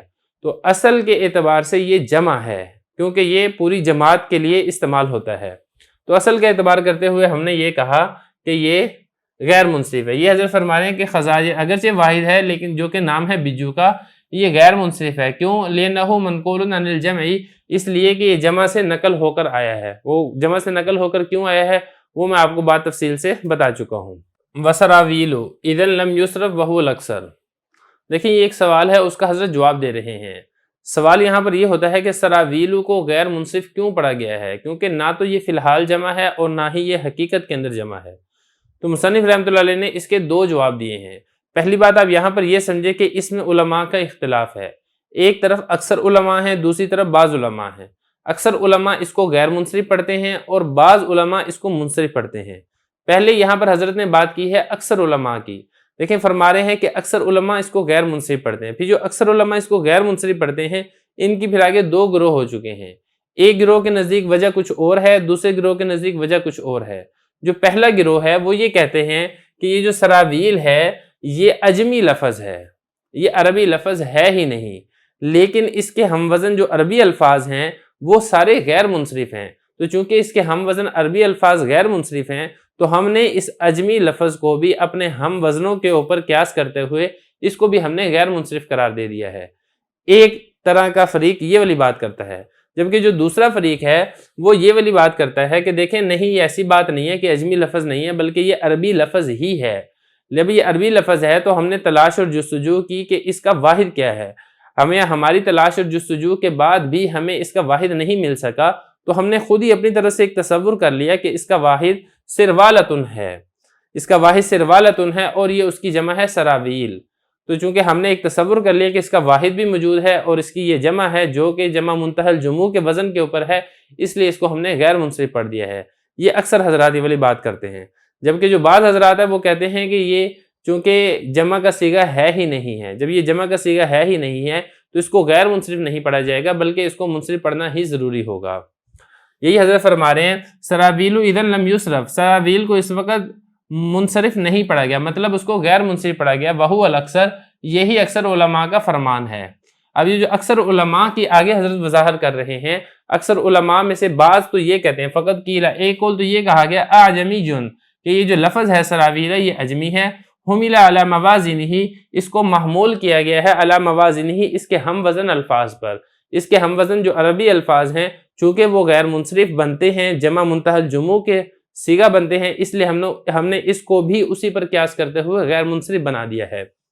وکیل، اور دوسرا قول یہاں سے یہ بتا رہے ہیں علماء کا، عربی جن، یہ عربی ہے، سروالتن کی جمع ہے تقدیرن، تقدیرن کا مطلب یہ ہے کہ حقیقتاً تو سروالتن کی جمع نہیں ہے، جب ہمیں اس کی کوئی حقیقتاً واحد نہیں ملی ہے تو ہم نے اپنی طرف سے خود بخود فرض کر لیا ہے کہ اس کا واحد یہ سروالتن ہی ہو سکتا ہے اور یہ جمع ہے اور منتہی الجموع کے اوزان میں سے ہے، لہذا اس کو غیر منصرف ہی پڑھا جائے گا۔ اب اس کے بعد آگے فرمایا وَإِذًا صُرِفَ فَلَا إِشْكَالَ، اور اگر اس کو منصرف پڑھ دیا جائے فلا اشکالہ، تو پھر تو کسی قسم کا کوئی اشکال ہے ہی نہیں ہے، کیونکہ یہ جمع نہیں ہے، اس لیے جو بعض علماء ہیں اس کو منصرف پڑھتے ہیں اور جو لوگ منصرف پڑھتے ہیں ان پر تو کسی قسم کا کوئی اشکال وارد ہی نہیں ہوتا ہے۔ آگے حضرت فرما رہے ہیں وَنَحْوُ جَوَارٍ رَفْعًا وَجَرٍ كَقَازٍ، یہاں سے ایک اور بات سمجھ لیں، دیکھیں جو جوار ہے یہ اس سے مراد اسم منقوص کا وہ کلمہ ہے جو فواعلو کے وزن پر ہوتا ہے، چاہے ناقص یائی ہو، جیسے جواریو جو جمع ہے جاریتن کی، یا ناقص واوی ہو جیسے دواعیو جو جمع ہے داعیتن کی۔ تو بتانا یہ چاہ رہے ہیں کہ جمع کے لیے جو ہم نے شرط لگائی تھی کہ وہ منتہی الجموع کا صیغہ ہو، جب بھی یہ شرط نہیں پائی جائے گی کسی جگہ پر تو وہ لفظ غیر منصرف نہیں ہوگا بلکہ منصرف ہوگا، جیسا کہ جوارن اور دوائن، حالت رفع میں اور حالت جری میں، کیونکہ حالت رفع میں بھی اس کا لام کلمہ حذف ہو جاتا ہے اور حالت جری میں بھی اس کا لام کلمہ حذف ہو جاتا ہے۔ دونوں صورتوں میں لام کلمہ جب حذف ہو گیا تو پھر فواعل جو کہ ایک غیر منصرف میں سے جمع کا ایک وزن ہے وہ وزن برقرار نہیں رہا، تو جب جمع منتہی الجموع کا وزن باقی نہیں رہا تو ان دونوں کو غیر منصرف نہیں پڑھا جائے گا۔ لیکن جو حالت نسبی ہے، حالت نسبی میں جیسا کہ آپ کو معلوم ہے کہ اس کا لام کلمہ حذف نہیں ہوتا، وہ برقرار رہتا ہے، تو وہاں پر چونکہ فواعل جو کہ جمع منتہی الجموع کا وزن ہے وہ برقرار رہتا ہے، اس لیے اس وقت یہ غیر منصرف ہوگا اور اس کے اوپر جر اور تنوین نہیں آئے گی۔ بسم اللہ الرحمن الرحیم، قافیہ کے پہلے باب مبادیات کے سبق نمبر 24 میں خوش آمدید۔ غیر منصرف کے اسباب کی بحث چل رہی ہے، آج کے سبق میں ہم غیر منصرف کا سبب ترکیب پڑھیں گے۔ اب عبارت دیکھ لیں، الترکیب شرطہ العلمیۃ وَأَلَّا يَكُونَ بِإِضَافَةٍ وَلَا إِسْنَادٍ مثل بَعْلَبَکَّ۔ ترجمہ، ترکیب اس کی شرط یہ ہے کہ علم ہو اور یہ کہ وہ اضافت کے ساتھ اور اسناد کے ساتھ نہ ہو، جیسا کہ بعلبکہ۔ عبارت بھی ہم نے پڑھ لی ہے، ترجمہ بھی ہم نے پڑھ دیا ہے، اب چلتے ہیں اس کی تشریح کی طرف۔ دیکھیں یہاں سے ترکیب کے متعلق بتا رہے ہیں کہ ترکیب غیر منصرف کا سبب بنتا ہے۔ اب ترکیب کہتے کس کو ہیں؟ دیکھیں ترکیب کا جو لغوی معنی ہے اس کا معنی ہے جوڑنا اور ملانا، اور علماء نحو کے نزدیک ترکیب کہتے ہیں ہوا جعل الکلمتین کلمۃ واحدۃ بغیر حرفیت احد الجزئین، یعنی وہ اسم جس میں دو کلموں کو ملا کر ایک بنا دیا گیا ہو بغیر اس کے کہ ان دونوں کلموں میں سے کوئی ایک حرف ہو، یہ ترکیب کی اصطلاحی تعریف ہے۔ اب دوسری بات آگے حضرت نے یہ فرمائی ہے کہ ترکیب یہ غیر منصرف کا سبب بنے گا، لیکن اس کے لیے کچھ شرائط ہیں۔ اب وہ شرائط کیا ہیں؟ حضرت نے فرمایا کہ اس میں ایک وجودی شرط ہے اور 2 سلبی شرط ہیں، یعنی ایک شرط ایسی ہے جس کا پایا جانا ضروری ہے اور 2 شرطیں ایسی ہیں جس کا پایا نہ جانا ضروری ہے۔ پہلے بات کر لیتے ہیں وجودی شرط کی۔ وجودی شرط یہ ہے کہ وہ علم ہو۔ اگر ترکیب ہے لیکن وہ علم نہیں ہے تو پھر یہ غیر منصرف کا سبب نہیں بنے گی۔ اور سلبی شرطیں 2 ہیں، یعنی 2 چیزیں ایسی ہیں جس کا نہ پایا جانا یہ ضروری ہے۔ اگر ایک بھی پائی جائے گی ان دونوں میں سے تو پھر ترکیب غیر منصرف کا سبب نہیں بنے گی۔ اب وہ 2 شرطیں کون سی ہیں؟ ان میں سے ایک ہے کہ وہ لفظ مرکب اضافی نہ ہو، جیسے غلام و زیدن، اور دوسری شرط ہے کہ وہ مرکب اسنادی بھی نہ ہو، جیسے تعبت شرن اور شابہ کرناہا۔ اب اضافت والی مثال ہے غلام و زیدن، یہ حضرت نے شرط کیوں لگائی ہے؟ دیکھیں یہ شرط اس لیے لگائی ہے کیونکہ اضافت ایسی چیز ہے جو غیر منصرف کو منصرف بنا دیتی ہے، اگرچہ اس میں بعد میں اختلاف ہے، بعض حضرات کے نزدیک منصرف بنتا ہے، بعض حضرات کے نزدیک منصرف نہیں بنتا، لیکن اضافت بہرحال چیز ایسی ہے جس سے غیر منصرف بھی منصرف بن جاتا ہے۔ تو اس لیے ترکیب کے اندر یہ ضروری ہے کہ اس میں اضافت نہ ہو، مضاف مضاف الیہ نہ ہو۔ اگر وہ مضاف مضاف الیہ ہے تو پھر یہ غیر منصرف کا سبب نہیں بنے گی۔ دوسری اس میں شرط یہ ہے کہ وہ مسند مسند الیہ نہ ہو، یہ کہنا کہ اضافت نہ ہو ولا اسنادن، اور اسنادی تعلق بھی نہ ہو۔ اسنادی تعلق کا کیا مطلب ہے کہ جو جیسا کہ آپ کو معلوم ہے جملہ فعلیہ کے اندر، جملہ اسمیہ کے اندر مسند اور مسند الیہ ہوتا ہے، ایسا تعلق بھی نہ ہو۔ مثال کے طور پہ تعبت شرن، یا اسی طریقے سے شابہ کرناہا، اگر یہ دونوں کسی کا نام رکھ دیے جائے، تعبت شرن کسی کا نام رکھ دیا جائے، شابہ کرناہا کسی کا نام رکھ دیا جائے، تب بھی یہ غیر منصرف کا سبب نہیں بنے گا، کیونکہ یہ اگرچہ 2 لفظوں سے مل کر مرکب تو ہے، ترکیب تو پائی جا رہی ہے، لیکن ان دونوں کے درمیان اسنادی تعلق ہے۔ تعبت شرن یہ مسند ہے، اس میں ہوا ضمیر مسند الیہ ہے اور شرن اس کا مفعول ہے۔ اسی طریقے سے شابہ یہ مسند ہے اور کرناہا یہ بنے گا اس کا مسند الیہ۔ تو چونکہ ان دونوں میں مسند مسند الیہ کا تعلق ہے، اس لیے یہ غیر منصرف کا سبب نہیں بنے گا۔ تو خلاصہ یہ ہے کہ جن 2 لفظوں کو ملا کر آپ ایک لفظ کر رہے ہیں ان میں نہ تو مسند مسند الیہ والا تعلق ہونا چاہیے اور نہ ہی مضاف مضاف الیہ والا تعلق ہونا چاہیے، جیسا کہ آگے حضرت نے مثال بھی دی ہے بال بکا۔ اب یہ 2 لفظ ہیں، ایک ہے بال اور دوسرا ہے بکا، ان دونوں کو ملا کے ایک لفظ کر دیا گیا ہے، لیکن ان دونوں کے درمیان اضافت اور اسناد دونوں قسم کا تعلق نہیں ہے اور نہ ہی یہ کسی حرف کو متضمن ہے، اس لیے یہ غیر منصرف کا سبب بنے گا۔ بسم اللہ الرحمن الرحیم۔ قافیہ کے پہلے باب مبادیات کے سبق نمبر 25 میں خوش آمدید۔ غیر منصرف کے اسباب ہم پڑھ رہے ہیں۔ آج کے سبق میں ہم غیر منصرف کا سبب الف نون زائدتان کو پڑھیں گے۔ عبارت دیکھ لیں، پھر اس کے بعد اس کا ترجمہ کریں گے اور آخر میں اس کی تشریح کریں گے۔ الالف والنون ان کانتا فی اسم فشرطہ العلمیۃ کعمران او صفت فانتفاء فعلانا وقیل وجود فعلا ومن ثم اختلف فی رحمانا دون سکرانا و ندمانا۔ عبارت پڑھ دی ہے، اس کا ترجمہ دیکھ لیں پھر اس کی تشریح کرتے ہیں۔ الف نون اگر یہ دونوں اسم میں ہوں تو اس کی شرط یہ ہے کہ علم ہو جیسا کہ عمران، اور صفت میں ہو تو پھر فعلانتن کا منتفی ہونا شرط ہے، نہ پایا جانا شرط ہے، اور ایک قول یہ ہے کہ فعلا کا پایا جائے، اور اسی وجہ سے اختلاف کیا گیا رحمان میں نہ کہ سکران اور ندمان میں۔ عبارت ہم نے پڑھ لی ہے، ترجمہ ہم نے کر لی ہے، اب چلتے ہیں اس کی تشریح کی طرف۔ دیکھیں یہاں سے الف نون زائدتان کو بتایا جا رہا ہے۔ پہلی بات تو اب یہ سمجھے کہ الف نون زائدتان ہوتے کیا ہیں اور اس کو الف نون زائدتان کہتے کیوں ہیں۔ دیکھیں نام سے ہی واضح ہے، الف نون زائدتان یعنی وہ الف اور نون زائدتان جو کہ زائد ہوں۔ اب مطلب اس کا کیا ہے؟ مطلب اس کا یہ ہے کہ کسی لفظ کے آخر میں الف اور نون آ جاتے ہیں اور وہ زائد ہوتے ہیں، یعنی کہ فا عین لام کلمہ کے مقابلے میں نہیں ہوتے۔ جیسا کہ یہاں بھی دیکھیں عمران بروزن فعلان، آخر میں الف نون تو ہے لیکن فا عین لام کلمہ کے مقابلے میں نہیں ہے۔ یہ غیر منصرف کا سبب بنے گا۔ کس وقت سبب بنے گا؟ جب اس کے اندر شرطیں پائی جائیں گی۔ شرطیں کون سی ہیں ہم اس کو دیکھ لیتے ہیں۔ دیکھیں شرطوں سے پہلی بات جو سمجھنے کی ہے وہ یہ ہے کہ الف نون زائدتان یا تو اس میں جامد میں ہوں گے یا صیغہ صفت کے اندر ہوں گے۔ صیغہ صفت کس کو کہتے ہیں؟ جو وصفی معنی کے اوپر دلالت کر رہی ہو، اور اس میں جامد کیا ہے؟ جو کسی ٹھوس چیز کا نام ہو۔ اگر تو اس میں جامد میں ہے تو پھر شرط یہ ہے کہ وہ کسی کا نام ہونا چاہیے۔ اگر کسی کا نام ہوگا تو پھر وہ غیر منصرف کا سبب بنے گا، اگر کسی کا نام نہیں ہے تو وہ غیر منصرف کا سبب نہیں بنے گا۔ یہی حضرت نے فرمایا الالف والنون ان کانتا فی اسم، الف اور نون اگر اسم میں ہو فشرط ہو تو پھر اس کی شرط یہ ہے، کس کی شرط؟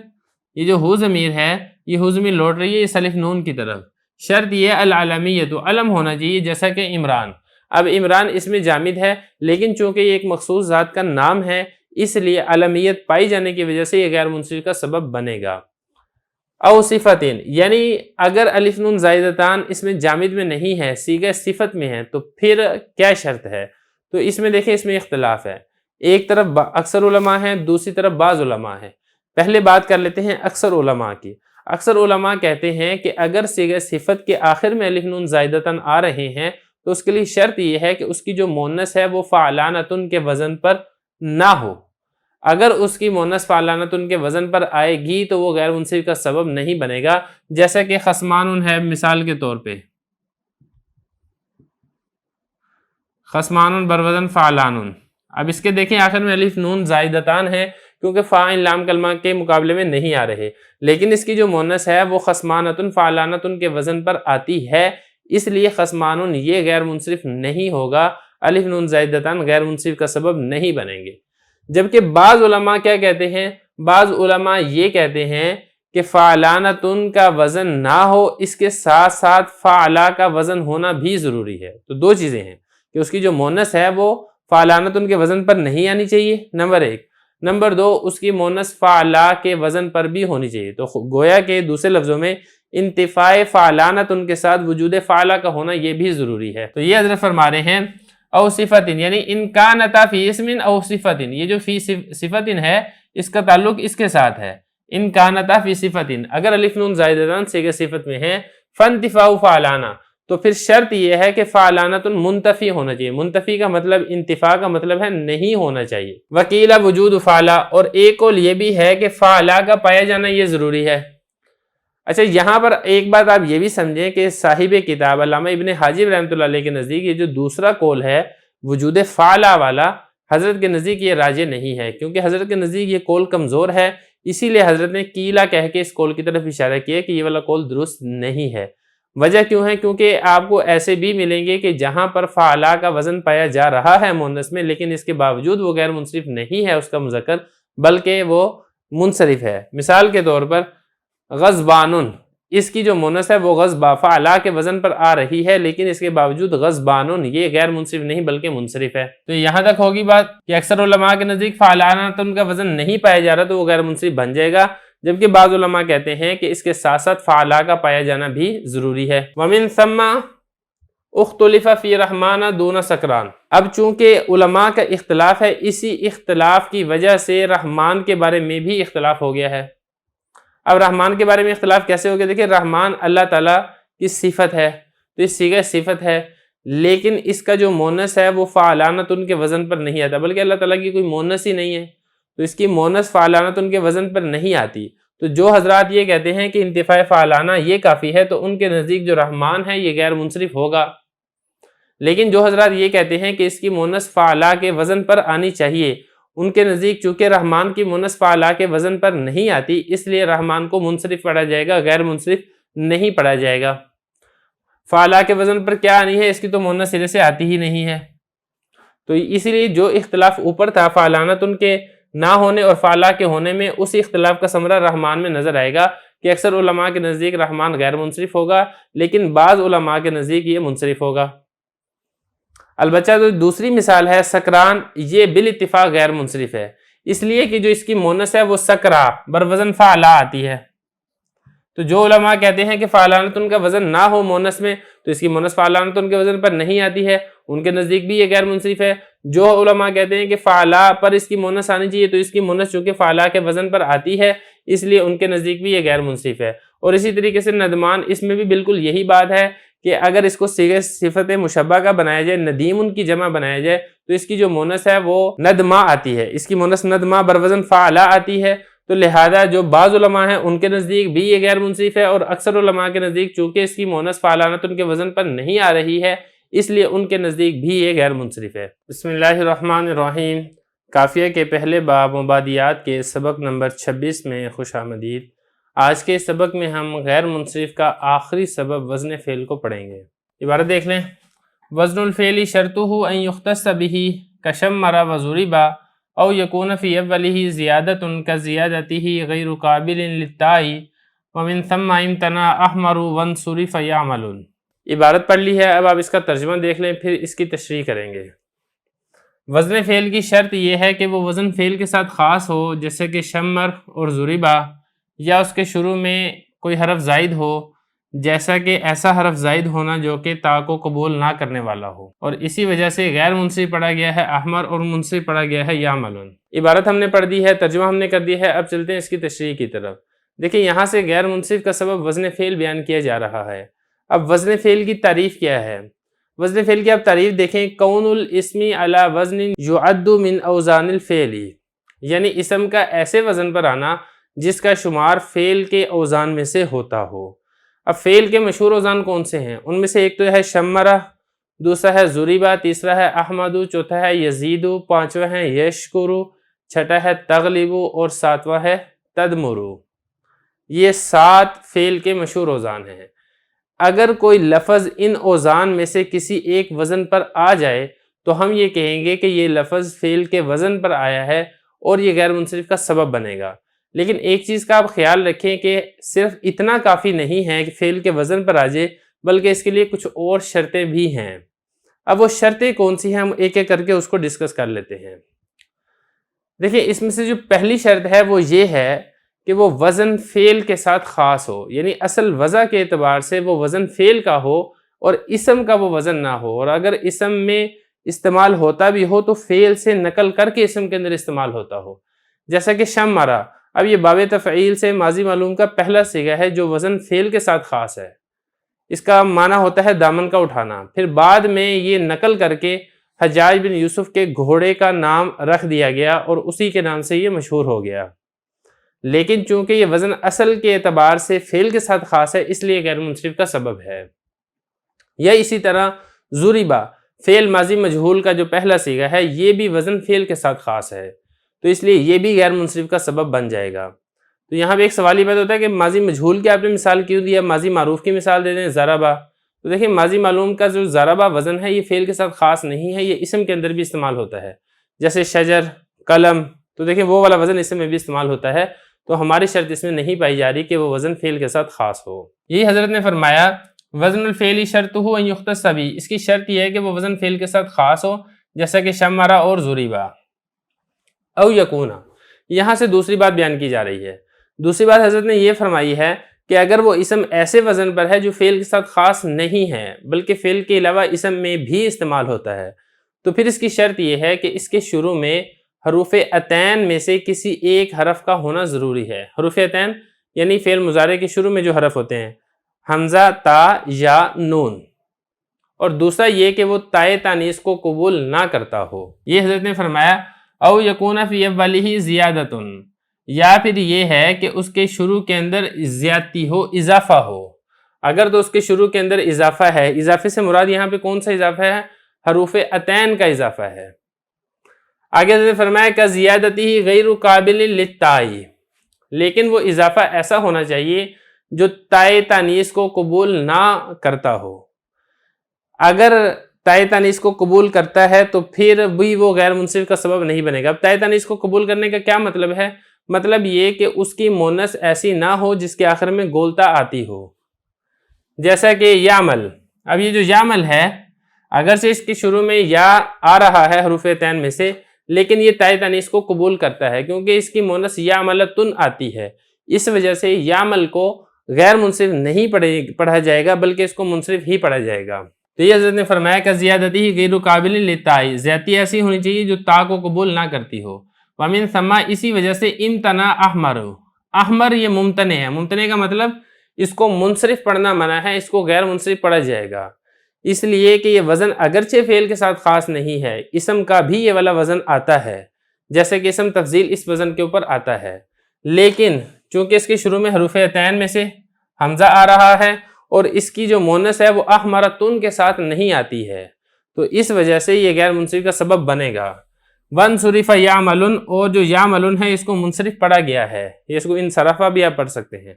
اس کو منصرف کیوں پڑھا گیا ہے؟ اس لیے کہ تا کو قبول کرتا ہے، اس کی جو مونث ہے وہ یعملتن کے ساتھ آتی ہے، جیسا کہ عرب کا محاورہ ہے ناقتن یعملتن۔ بسم اللہ الرحمن الرحیم۔ قافیہ کے پہلے باب مبادیات کے سبق نمبر 27 میں خوش آمدید۔ غیر منصرف کے اسباب ہم پہلے تفصیل سے پڑھ چکے ہیں۔ یہاں پر ایک بڑا اہم مسئلہ بیان کیا جا رہا ہے کہ وہ تمام اسباب جس میں علمیت شرط ہے یا وصف ہے، جب اس سے علمیت کو ختم کر دیا جائے تو پھر وہ غیر منصرف بن جائے گا۔ یہ ذکر فرما رہے ہیں وما فیہ علمیت مؤثرۃ اذا نکر صرفا لما تبین من انہا لا تجامع مؤثرۃ الا ما ہی شرط فیہ الا العدل ووزن الفعل وہما متضادان فلا یکون معها الا احدہما فاذا نکر بقی بلا سبب ولا سبب واحد۔ عبارت پڑھ لی ہے، ترجمہ دیکھ لیں۔ اور جس میں علمیت اثر کرنے والی ہے، جب اس کو نکرہ بنا دیا جائے تو وہ منصرف بن جائے گا، اس لیے کہ یہ والی بات واضح ہو چکی ہے کہ علمیت جمع نہیں ہوتی مؤثر ہونے والی ہو کر، مگر اسی میں جس میں یہ شرط ہے، سوائے عدل اور وزن فعل کے، اور یہ دونوں ایک دوسرے کی ضد ہیں، لہذا نہیں ہوگا اس کے ساتھ مگر ان دونوں میں سے ایک۔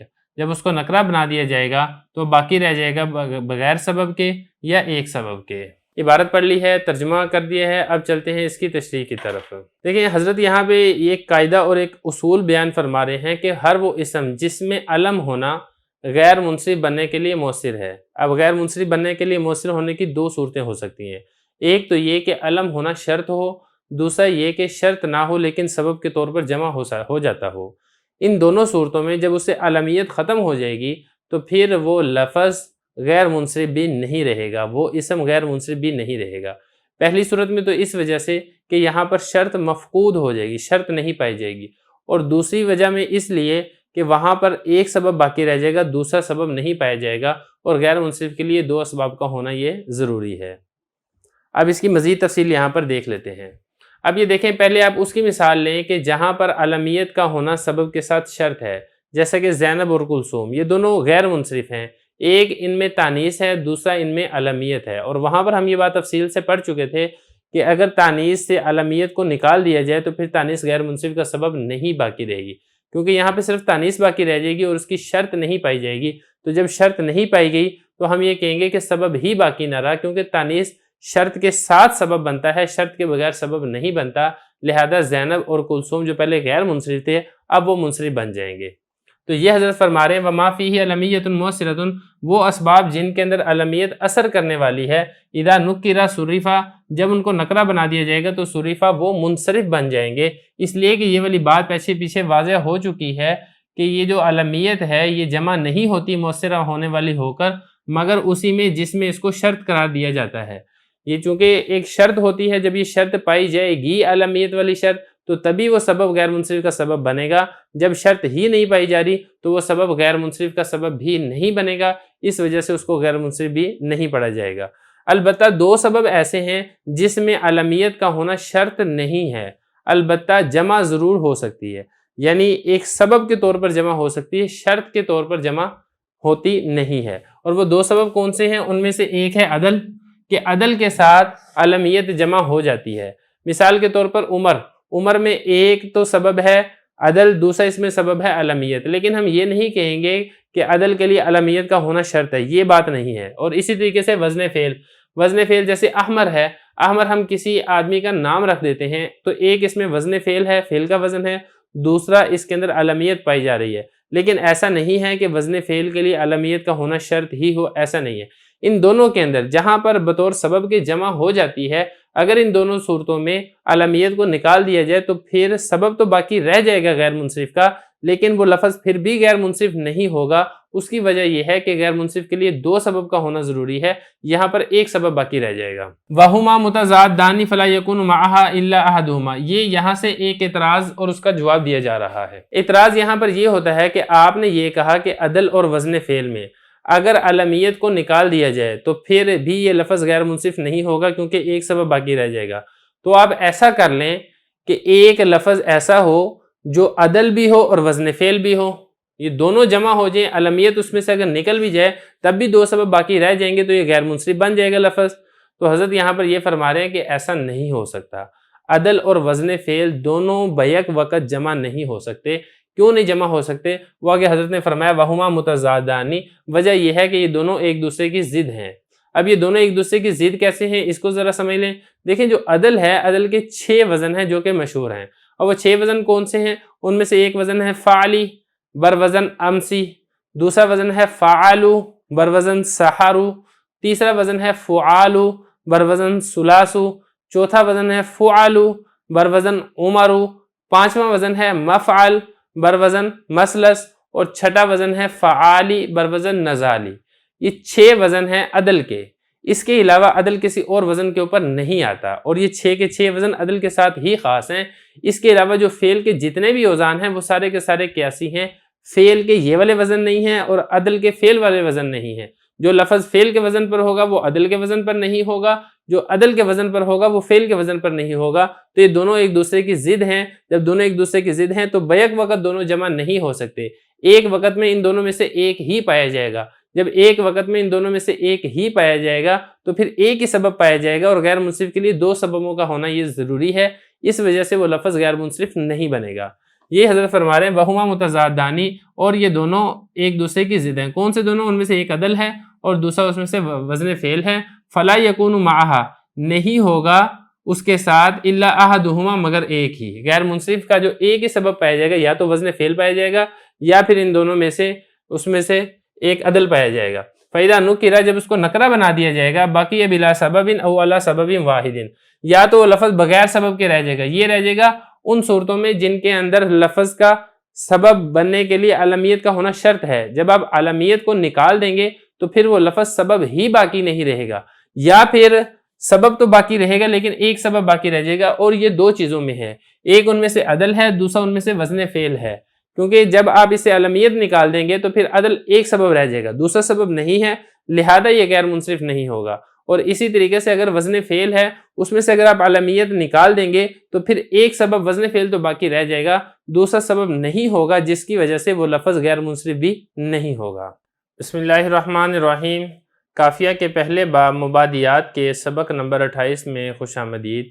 یہ اس باب کا آخری مسئلہ ہے جس میں امام سیبویہ نے اپنے شاگرد سے اختلاف کیا ہے. عبارت دیکھ لیں. وخالف سیبویہ الاخفش فی مثل احمر علما اذا نکر اعتبارا للصفۃ الاصلیۃ بعد التنکیر ولا یلزمہ باب حاتم لما یلزم من اعتبار المتضادین فی حکم واحد وجمیع الباب باللام و بالاضافۃ ینجر بالکسر. عبارت پڑھ لی، اس کا ترجمہ دیکھ لیں پھر اس کی تشریح کرتے ہیں. اور اختلاف کیا امام سیبویہ نے امام اخفش سے احمر کی مثل میں جب اس کو علم ہو اور اس کو نکرہ بنا دیا جائے اعتبار کرتے ہوئے اس کی اصلی صفت کا نکرہ ہونے کے بعد، اور لازم نہیں آئے گا حاتم کا باب، اس لیے کہ لازم آئے گا اس سے 2 متضاد چیزوں کا اعتبار کرنا ایک ہی حکم میں، اور یہ تمام باب لام کے ساتھ یا اضافت کے ساتھ اس کی حالت جری کسرہ کے ساتھ ہوگی.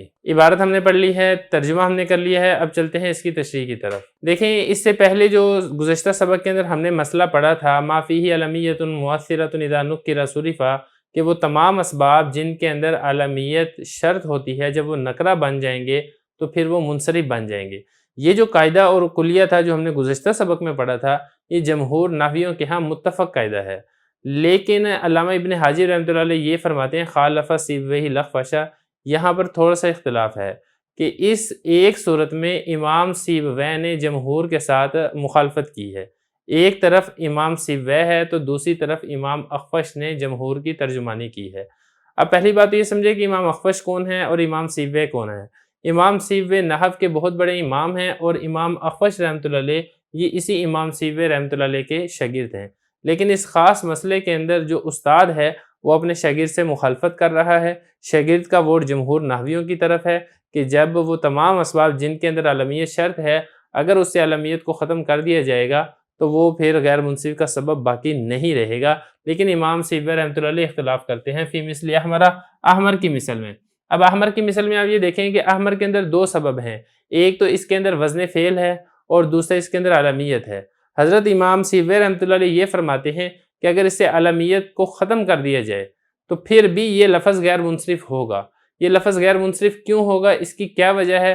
حضرت یہ فرماتے ہیں کہ دیکھیں یہ اگر اس کی اصل آپ دیکھتے ہیں احمر تو اس کے اندر وصف ہے، وصفی معنی اس کے اندر پایا جاتا ہے کہ احمر ہر وہ مرد جس کے اندر سرخی ہو، تو اس کے اندر وصف والا معنی پہلے پایا جاتا تھا بعد میں اس کو وصفی معنی سے ہٹا کر کسی خاص شخص کا نام رکھ دیا گیا اور یہ علم بن گیا، لیکن جب آپ اس کو علم سے نکال دیں گے، اس کو جب آپ نکرہ بنا دیں گے تو پھر اس کے اندر جو وہ پہلے والا وصفی معنی تھا وہ واپس لوٹ آئے گا۔ تو یہاں پر غیر منصرف کے دو سبب پائے جائیں گے، ایک اس میں سے سبب تو ہے وزن فعل، دوسرا اس کے اندر سبب پایا جائے گا وہ وصف جو کہ اس کا اصالتاً اصل وضع کے اعتبار سے اس کا ایک وصف اور معنی تھا۔ تو یہ فرماتے ہیں امام سیبوی رحمۃ اللہ علیہ کہ جب علمیت نکال دیں گے تو جو اس کی اصل وضع والا معنی تھا وہ واپس لوٹ آئے گا۔ یہ حضرت فرماتے ہیں امام سیبوی نے اختلاف کیا امام اخفش سے احمر کی مثل میں، جب وہ علم ہو اذا نکرہ اور اس کو نکرہ بنا دیا جائے اعتبار کرتے ہوئے اس کی اصلی صفت کا، کیونکہ اگر اس کی اصلی صفت کو دیکھتے ہیں تو اصلی صفت وہ وصفی معنی والی ہے تو وہ واپس لوٹ آئے گی، اور پھر دو سبب پائے جائیں گے، ایک اس میں وصف ہوگا اور دوسرا اس کے اندر وزن فعل ہوگا بعد تنکیری نکرہ ہونے کے بعد۔ ولا یلزم بابو حاتم، لیکن یہ جو مسئلہ ہے یہ صرف امام سیبوی رحمۃ اللہ علیہ کے، جو باقی جمہور علماء ہیں وہ فرماتے ہیں کہ نہیں، جب ایک مرتبہ وصفی معنی کو ختم کر کے اس کو علم بنا دیا، جب علمی معنی سے اس کو ختم کر کے جب اس کو نکرہ بنائیں گے تو وصفی معنی دوبارہ واپس اس کے اندر نہیں لوٹے گا۔ یہ جمہور حضرات یہ کہتے ہیں۔ اب یہاں پہ جمہور حضرات جو ہیں وہ امام سیبوی رحمۃ اللہ علیہ کے اوپر ایک اعتراض کرتے ہیں، اور پھر حضرت یہ فرما رہے ہیں کہ جو ٹھیک ہے ان کا ایک مسئلہ جمہور کے خلاف ہے، لیکن جو آپ امام سیبوی رحمۃ اللہ علیہ کے اوپر اعتراض کریں یہ اعتراض بھی درست نہیں ہے، اس لیے یہ اعتراض بنتا نہیں ہے۔ پہلے آپ اعتراض دیکھ لیں۔ اعتراض حضرت یہ کرتے ہیں کہ دیکھیں امام سیبوی رحمۃ اللہ علیہ کو یہ فرماتے ہیں کہ جیسے آپ نے علم سے جب ختم ہوا تھا اور آپ نے وصفی معنی کے اعتبار کر لیا تھا، تو حاتم کے اندر بھی آپ ایسے ہی کر لیں کہ حاتم کے اندر ایک تو علم ہے کہ ایک مخصوص شخص کا نام ہے جو کہ دور نبوی سے تھوڑا سا عرصہ پہلے گزرا ہے، جن کے بیٹے عدی بن حاتم رضی اللہ عنہ نے اسلام بھی قبول کیا تھا، کہ حاتم ایک مخصوص شخص کا نام ہے۔ تو آپ اس کے اندر ایک تو علمیت والا معنی مراد لے لیں، اور دوسرا آپ اس کے اندر وصفی معنی مراد لے لیں کہ اس سے مراد ہر سخی ہو جس کے اندر سخاوت والا وصف پایا جاتا ہو۔ جب آپ کے نزدیک علم اور وصف دونوں جمع ہو سکتے ہیں تو آپ حاتم کے اندر بھی ایسے ہی کر لیں، ایک اس میں بیک وقت دونوں معنی مراد لے کے اس کو آپ غیر منصرف بنا دیں۔ تو حضرت فرماتے ہیں کہ نہیں، یہ والا اعتراض نہیں ہو سکتا۔ یہ جو آپ امام سیبوی رحمۃ اللہ علیہ کے اوپر اعتراض کر رہے ہیں حاتم کے باب میں، یہ والا اعتراض درست نہیں ہے۔ اعتراض درست کیوں نہیں ہے؟ اعتراض درست اس لیے نہیں ہے کہ دیکھیں جو علمیت ہے اور وصفیت ہے یہ دونوں ایک دوسرے کی ضد ہیں۔ جب یہ دونوں ایک دوسرے کی ضد ہیں تو بیک وقت یہ دونوں جمع نہیں ہو سکتے، کیونکہ جو وصف ہوتا ہے نا اس کے اندر ابہام ہوتا ہے، اور جو علم ہے اس کے اندر تعیین ہوتی ہے۔ ابہام اور تعیین ایک دوسرے کی ضد ہوتی ہیں، اور امام سیبوی رحمۃ اللہ علیہ نے جو جمع کیا تھا وصف کو اور علمیت کو، وہ بیک وقت جمع نہیں کیا تھا، بلکہ امام سیبوی رحمۃ اللہ علیہ نے تو یہ فرمایا تھا احمر میں کہ اگر علمیت ختم ہو جائے گا تو جو وصفی معنی پہلے تھا وہ واپس لوٹ آئے گا۔ حضرت نے یہ قطعاً نہیں کہا تھا کہ علمیت اور وصفیت بیک وقت جمع ہو رہے ہیں۔ تو اس لیے حاتم کے مطلب آپ یہ نہیں کہہ سکتے کہ یہ دونوں جو ہیں آپ اس میں بیک وقت علم بھی جمع کر لیں اور اس میں بیک وقت آپ وصف بھی جمع کر لیں۔ یہ حضرت نے فرمایا ولا یلزمہ، اعتراض لازم نہیں آتا۔ کس پر اعتراض لازم نہیں آتا؟ امام سیبوی پر اعتراض لازم نہیں آتا حاتم کے باب میں۔ کیوں؟ کیونکہ اگر آپ اس سے اعتراض لازم کرتے ہیں تو اس سے یہ والی بات لازم آئے گی، لما یلزم، اس لیے کہ یہ والی بات لازم آئے گی من اعتبار المتضادین فی حکم واحد، ایک ہی حکم ہے، مطلب بیک وقت دو متضاد چیزوں کا اعتبار کرنا لازم آئے گا، جس کے امام سیبوی بھی قائل نہیں ہے۔ تو جس چیز کا امام سیبوی قائل نہیں ہے اس چیز کو لے کے امام سیبوی کے اوپر اعتراض بھی نہیں کیا جا سکتا۔ وجمیع الباب باللام و بالاضافۃ ینجر بالکسر، یہاں سے ایک آخری مسئلہ جو اس پورے باب کا بیان کیا جا رہا ہے وہ یہ ہے کہ جو غیر منصرف ہے اگر اس کے اوپر الف لام داخل ہو جائے یا پھر یہ مضاف بن جائے تو پھر اس کی حالت جری کسرہ کے ساتھ آئے گی۔ دیکھیں ہم نے غیر منصرف کا یہ حکم یہ پڑھا تھا کہ اس کی حالت جری فتح کے ساتھ آتی ہے، اس کے اوپر کسرہ اور تنوین داخل نہیں ہوتی، لیکن ایک صورت میں اس کے اوپر کسرہ آ جاتی ہے۔ وہ صورت کون سی ہے؟ کہ جب اس کے شروع میں الف لام داخل ہو یا پھر یہ مضاف بنے۔ جب یہ مضاف بنے گا تو پھر بھی اس کے اوپر کسرہ آ سکتا ہے۔ مثال کے طور پہ الف لام کی مثال ہے مررت بالاحمدی۔ اب یہاں پہ دیکھیں احمد یہ غیر منصرف تھا، ایک اس میں وزن فعل تھا، دوسرا اس میں علم تھا، لیکن جب شروع میں الف لام داخل ہو گیا تو اس کے اوپر کسرہ آ گیا۔ اور اسی طرح اگر اس کو مضاف بنا لیا جائے گا مررت باحمدیکم تو اس وقت بھی اس کے اوپر کسرہ داخل ہو جائے گا۔ تو یہاں تک ہمارا یہ پہلا باب مبادیات یہ الحمدللہ مکمل ہو چکا ہے۔ اس کے بعد ہم انشاءاللہ اگلا باب مرفوعات کو شروع کریں گے۔